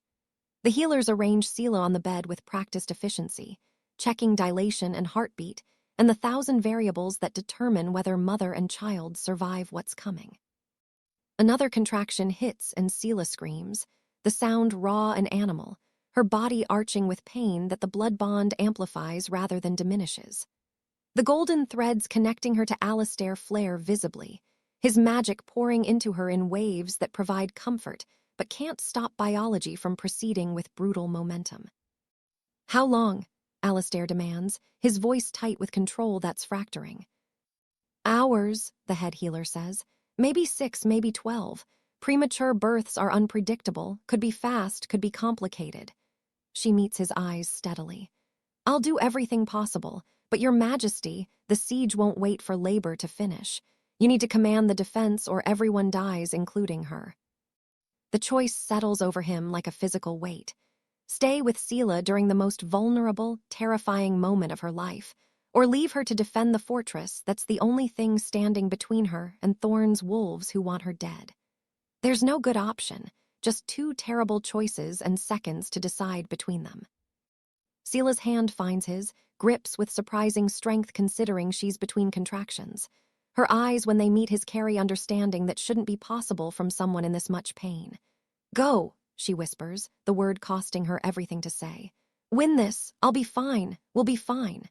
She manages something that might be a smile if terror wasn't warping it. "You're the Iron Crown. Go be what they fear." Alistair leans down, presses his forehead to hers, lets the blood bond flare between them one more time.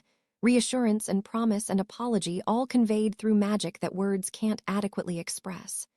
"I'll come back," he says, and it sounds like prayer or vow or both simultaneously. "I swear it. I'll come back and meet our son, and nothing in this world or the next will stop me." He releases her hand, steps back despite every instinct screaming to stay. The head healer nods once, acknowledging the trust he's placing in her skills. Then Alistair turns and leaves before he can change his mind, before sentiment overrides duty, before love makes him useless to everyone who needs him to be the king instead of the male who wants nothing more than to hold his family while the world burns outside. In the barracks, Rowan hears the alarm bells and knows his moment has arrived. The vial emerges from beneath his pillow where it's been waiting, wolfsbane mixed with 3 other compounds, measured precisely by healers who understood what he intended, but couldn't officially condone suicide even when suicide served strategic purpose. The liquid inside is black as void, thick as blood, and smells like death wearing flowers as disguise. He drinks it in one swallow before courage can fail.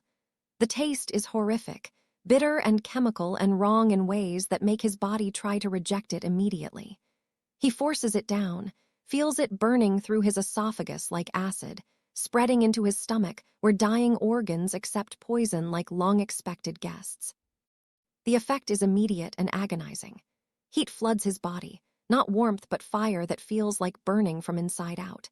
His vision goes white, then red, then clears into something that sees more than eyes should see. Every nerve ending ignites simultaneously, pain transcending anything he's experienced, including the beating that started this slow death. His muscles spasm, bones crack and reform, something fundamental in his biology rewriting itself at terrible cost. When Rowan opens his eyes, they're glowing with unnatural light, green-gold luminescence that pulses with each heartbeat, visible even in the dim barracks. Strength floods through him, supernatural and temporary, his dying body transformed into a weapon that will burn bright and brief before collapsing into ash. He can feel the countdown beginning, maybe an hour of enhanced capability, maybe less, every second purchased with minutes of his remaining life. He stands, tests limbs that suddenly respond with power they've never possessed. The pain is still there, magnified actually, but distant somehow, his consciousness separated from suffering by the wolfsbane's temporary magic. He's going to die today, within the hour probably, but he'll die meaning something, protecting what matters, buying time for wolves who deserve futures he'll never see. Rowan picks up the sword he's been training with, feels its weight differently now, lighter, more responsive, an extension of will rather than separate tool. Then he walks toward the sound of battle with steady steps, his glowing eyes fixed on the future he's creating through sacrifice, the final gift a dying tracker can offer to the impossible family he helped create but won't survive to know. The siege intensifies as snow falls harder, as fire spreads despite impossible conditions, as 500 rebels press against 200 defenders who know retreat means extinction. And in the tower, Seela screams through another contraction while her premature son fights to be born into a world that might not survive the night. Everything is happening simultaneously, birth and death and war and magic, all converging on this single point in time where outcomes will be decided and futures determined. The blizzard howls its approval, burying everything in white that will eventually melt to reveal who survived and who became corpses frozen in their final moments. The stronghold becomes a maze of carnage and chaos, corridors transformed into killing grounds where footing is treacherous with blood that freezes almost instantly on stone floors. Thorn's forces pour through breached sections of wall like floodwater finding cracks. Overwhelming defensive positions through sheer numbers despite the Loyalists' superior training. Alistair fights at the front lines because his presence inspires courage that tips impossible odds slightly closer to survivable, his sword moving with 3-century precision that turns combat into art form written in opened throats and severed limbs. But even the Iron Crown can't be everywhere simultaneously, and the rebels know it. They press hardest where he isn't, exploiting gaps in defense that open when forces concentrate around their king. The strategy is sound. Trade bodies for territory, accept casualties to gain ground, push deeper into the stronghold until they reach the vulnerable targets that Alistair can't protect while also commanding the overall defense. Rowan hits the battlefield like lightning striking upward, his glowing eyes marking him as something other than natural, even among supernatural wolves. The wolfsbane has transformed him into a weapon that defies biology, speed that makes him blur between positions, strength that lets him tear through armor like parchment, reflexes enhanced to the point where he's reacting to attacks before opponents complete the movements that telegraph them. 15 minutes of impossible capability purchased with his remaining life, burning through vitality like torch consuming its last oil.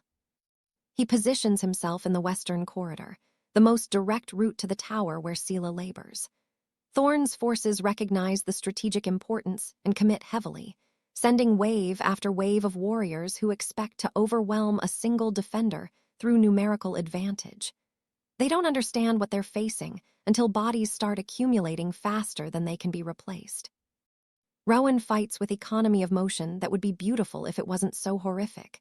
His sword finds throats, hearts, major arteries with surgical precision, each kill accomplished in single strikes that waste neither energy nor time.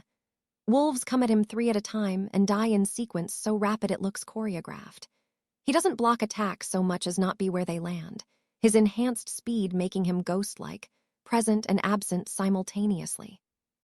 Blood soaks him completely within minutes, none of it his own yet, transforming him into something from nightmares that parents threaten children with. 10 minutes gone.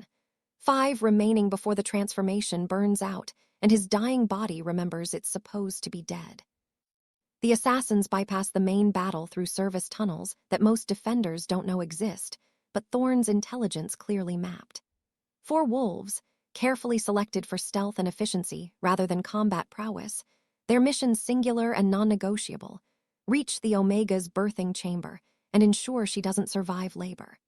They emerge from hidden passages directly into the tower, killing the 2 guards stationed at the base before alarm can be raised. The head healer dies defending the chamber door, her body making a barrier that buys seconds rather than minutes. The other healers fall trying to bar entry with furniture and desperation, their screams cut off efficiently by wolves trained in murder rather than medicine. Then the door splinters open, and 4 assassins enter the birthing chamber to find Seela alone, mid-contraction, completely defenseless except for priestess magic she barely knows how to access. The lead assassin approaches the bed with blade already drawn, his eyes cold with purpose that allows no hesitation or mercy. Seela's contraction peaks, pain whiting out conscious thought, her body convulsing with the imperative to expel the child that's coming too early, too fast, in circumstances that guarantee death for mother and baby both. Then something breaks inside her, not physically, but magically, spiritually, some fundamental restraint that's been holding her wolf form separate from her human consciousness. The shift should be impossible during labor, should kill her and the child simultaneously, biology incompatible with transformation that rearranges organs currently engaged in birth. But priestess magic rewrites rules that govern normal wolves, and Seela isn't normal anymore even if she doesn't fully understand what she's becoming. She transforms mid-contraction, in explosion of golden light that throws the assassins backward. Her wolf form manifests huge and terrible, white fur marked with glowing symbols that write themselves across her body in ancient script, amber eyes burning with power that predates pack hierarchy. The child inside her remains somehow protected, suspended in magic that creates pocket of stability within chaos of transformation. Priestess bloodline refusing to let biology destroy what it's meant to protect. The assassins recover and attack, recognizing that hesitation means failure and failure means execution when Thorn learns they couldn't kill one pregnant Omega. They come at her with coordinated precision, blades seeking vitals, expecting easy kill despite the unexpected shift. They're wrong, catastrophically, fatally wrong. Seela fights with instinct that transcends training, maternal fury, amplified by magic that makes her faster, stronger, more dangerous than assassins prepared to face. She's feral and desperate, protecting her unborn child with violence that shocks even her as it manifests. Jaws close around a throat and tear it out with efficiency that sprays arterial blood across ancient stone. Claws rake across a face hard enough to shred flesh from bone, leaving skull exposed and eyes destroyed. A third assassin manages to score her flank with his blade before she catches his arm in her teeth and breaks it with single savage shake, then disembowels him with back claws while he's screaming. The fourth assassin runs, gets 3 steps before Seela's jaws close around his spine and sever it, dropping him paralyzed to bleed out slowly, while she stands over him breathing heavily through a muzzle stained red. Another contraction hits, and she shifts back involuntarily, transformation revering as suddenly as it began. Seela collapses naked on blood-soaked stone, her body immediately resuming labor with intensity that suggests the baby is coming now, immediately, without time for preparation or proper positioning. She crawls toward the bed, doesn't make it, ends up braced against the wall while her body pushes with force that feels like being torn apart from inside. 3 floors below, Rowan's transformation reaches its terminal phase. The glowing in his eyes flickers, dims, his supernatural speed degrading back to merely exceptional, then merely adequate, then merely human. His sword becomes heavy in hands that suddenly remember they're attached to a dying body. The corridor he's defended is carpeted with corpses, 37 dead by his count, maybe more, too many to process while his consciousness fragments under the wolfsbane's final burn. A rebel's blade finally finds him, punching through his ribs on the left side, the steel cold and almost welcome after 15 minutes of fire burning through his veins. Rowan collapses, his back hitting the wall, sliding down to sitting position while blood pumps from the wound with rhythm that's already slowing as his heart forgets its purpose. His eyes find the ceiling, the stone marked with smoke and blood and 3 centuries of history. "I kept my promise," he whispers to no one, to Selah who can't hear him, to the son he'll never meet who'll hear the story someday if any of them survive. "I protected them. I mattered. The words stop. His chest stills.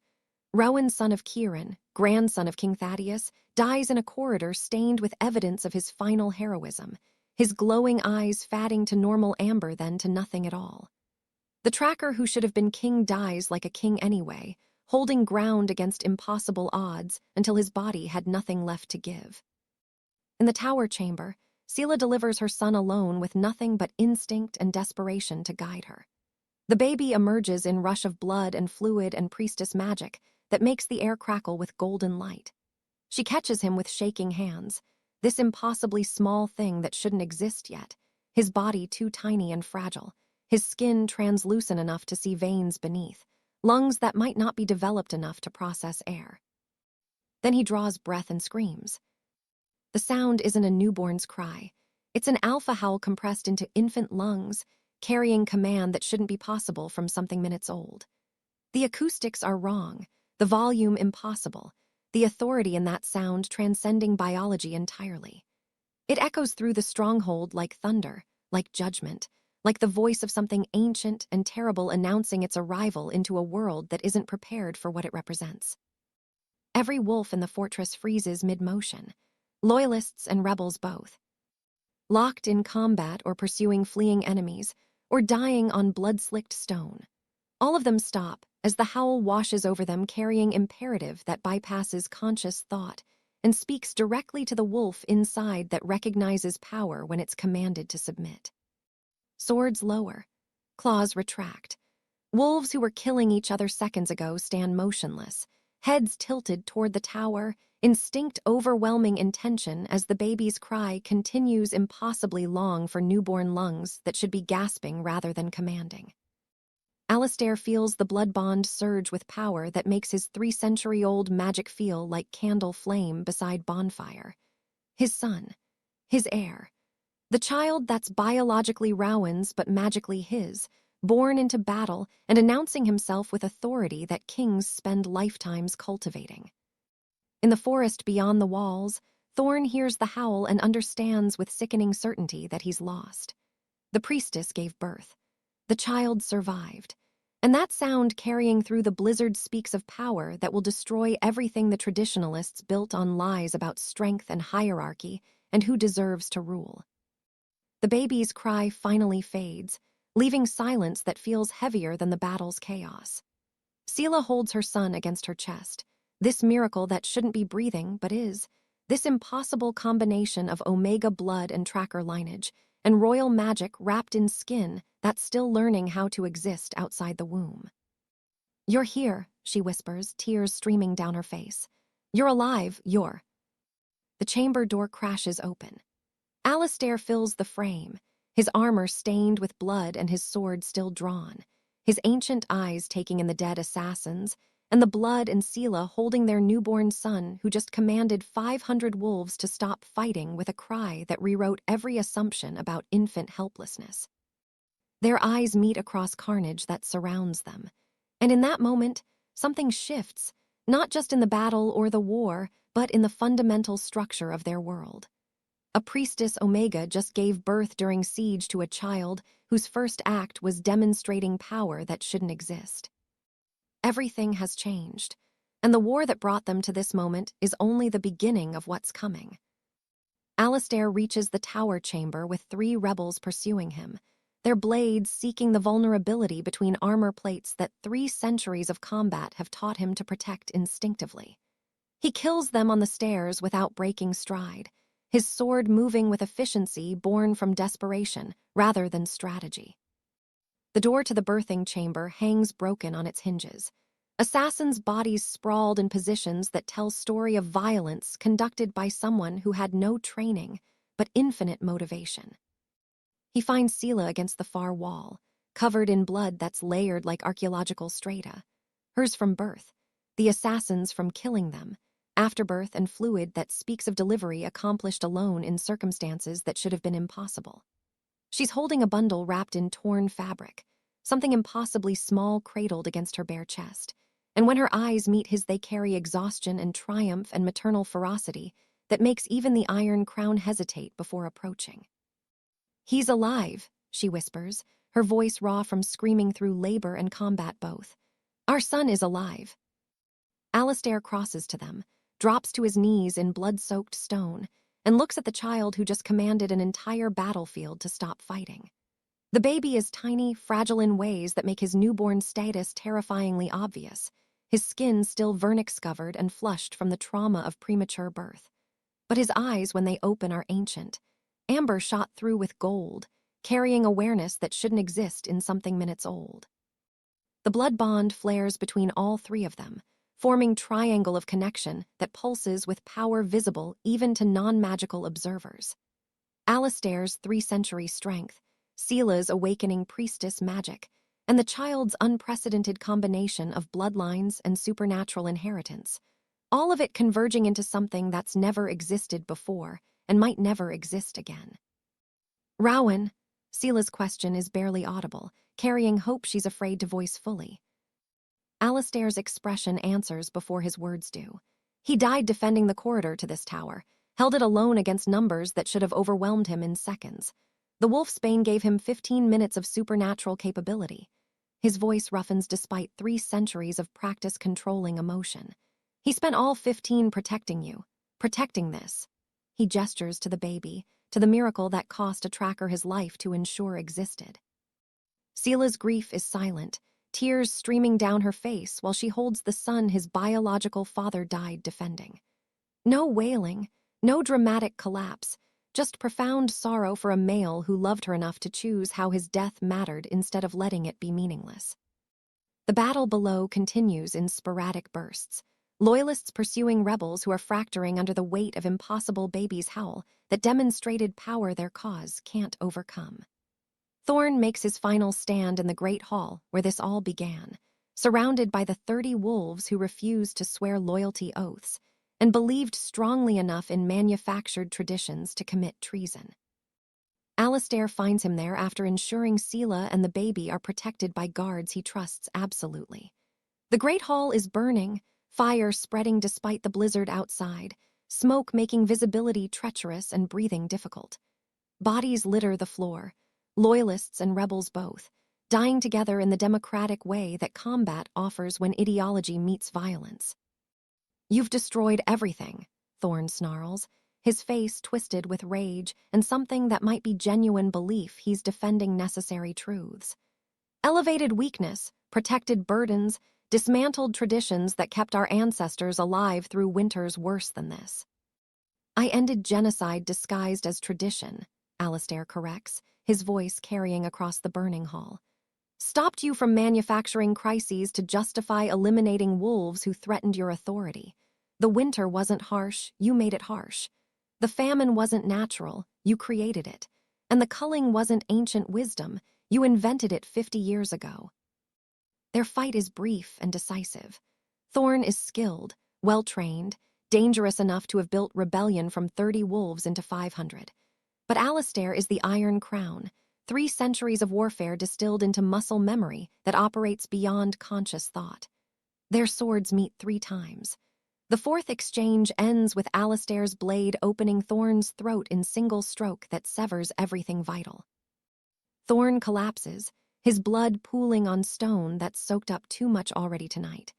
His eyes hold Alistair's while life drains away, and his final expression carries disbelief that his certainty wasn't enough to overcome superior skill. The strong survive, he whispers through blood bubbling in his ruined throat. No, Alistair says quietly, standing over him. The adaptable survive, and you were too rigid to adapt when the world changed. The surviving rebels surrender when word spreads that Thorn is dead, and the baby's impossible howl continues echoing in their memories. 73 prisoners, down from 500 that started the siege. The rest are corpses being buried by snowfall that finally begins easing as dawn approaches. The council convenes 3 days later in a great hall that's been cleared of bodies, but still smells like smoke and death.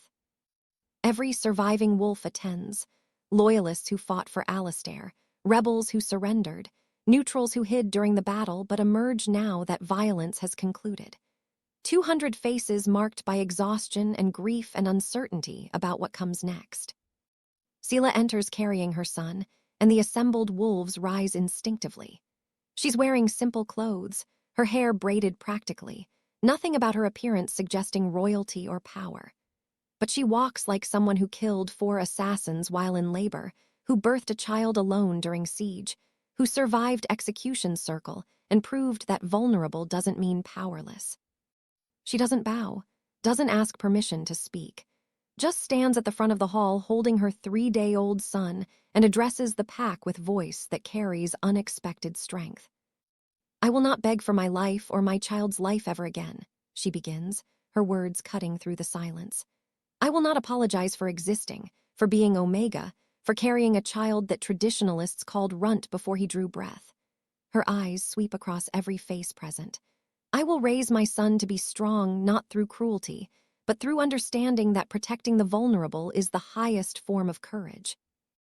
Not through domination, but through mercy that's brave enough to choose compassion when violence would be easier.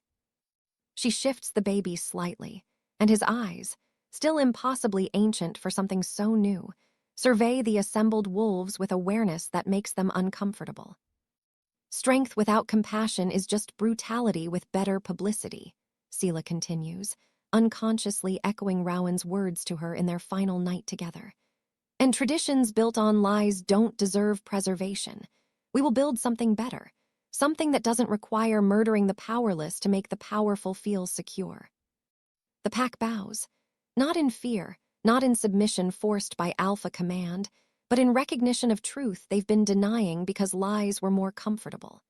They bow to an Omega who proved weak and strong aren't opposites, who demonstrated that survival sometimes requires protecting burdens instead of eliminating them. 3 years later, the culling laws are abolished across all territories through reforms that spread from Blackwood outward, like ripples from stone, dropped in still water. Alistair's influence reaches farther than military conquest ever could, changing minds through example rather than forcing compliance through violence.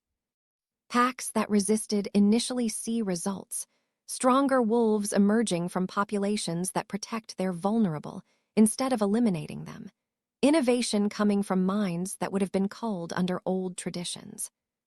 Seela trains young Omegas in self-defense in rebuilt sections of Blackwood that were destroyed during the siege. 20 students ranging from adolescent to elderly, learning that defending themselves doesn't require permission from alphas who claim protection while delivering abuse.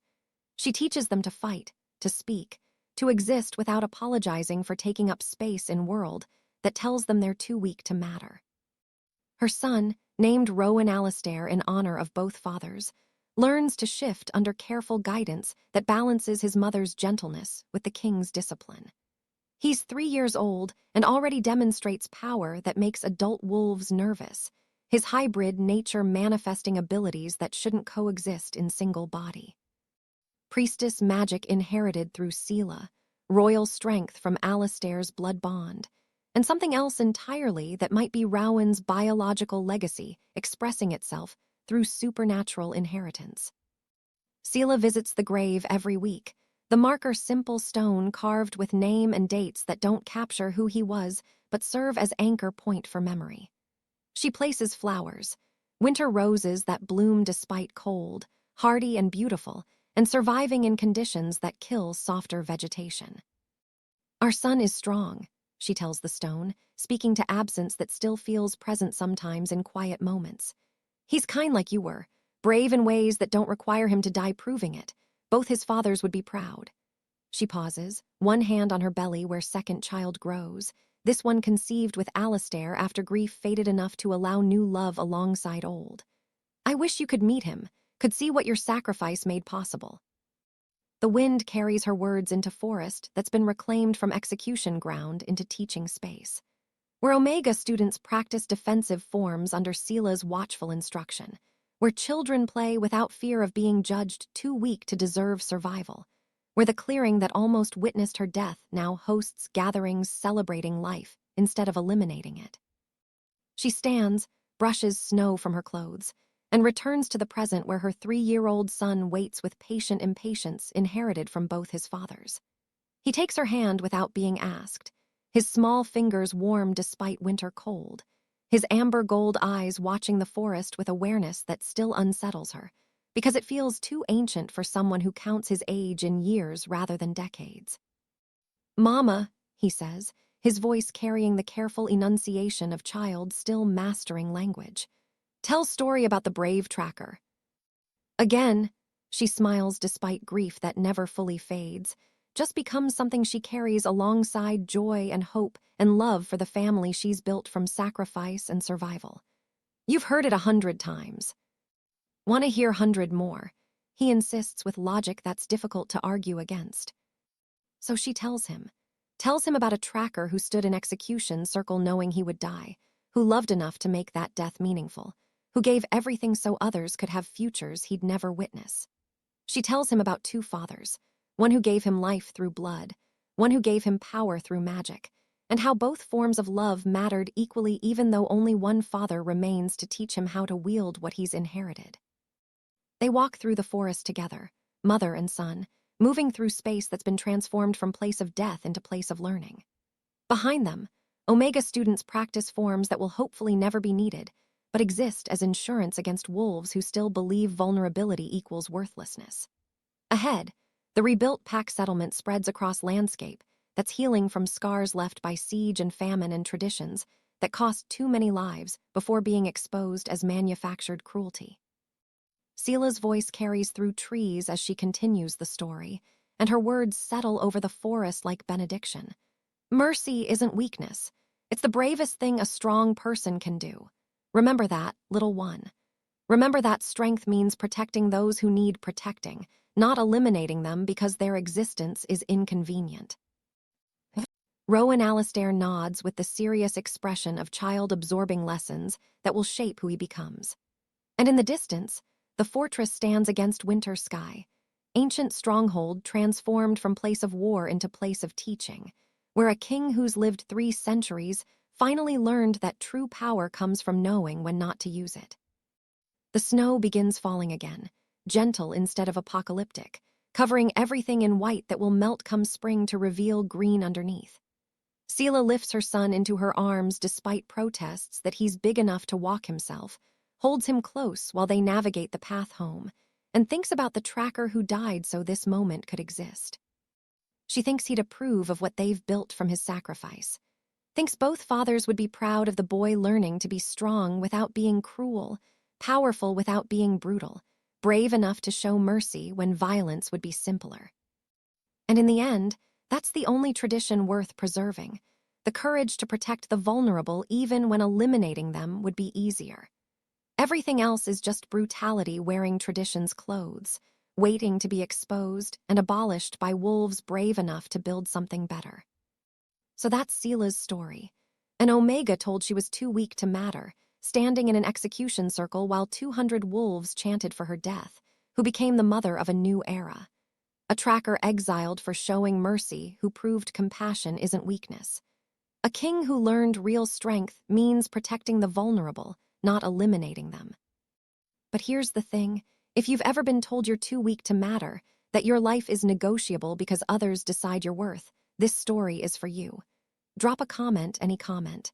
Tell me about the time someone said you were too much or not enough, too vulnerable to survive. Tell me how you proved them wrong, or how you're still fighting to prove them wrong. Hit that subscribe button because I need to know you're here. I need to know that stories about protecting the vulnerable instead of eliminating them still resonate.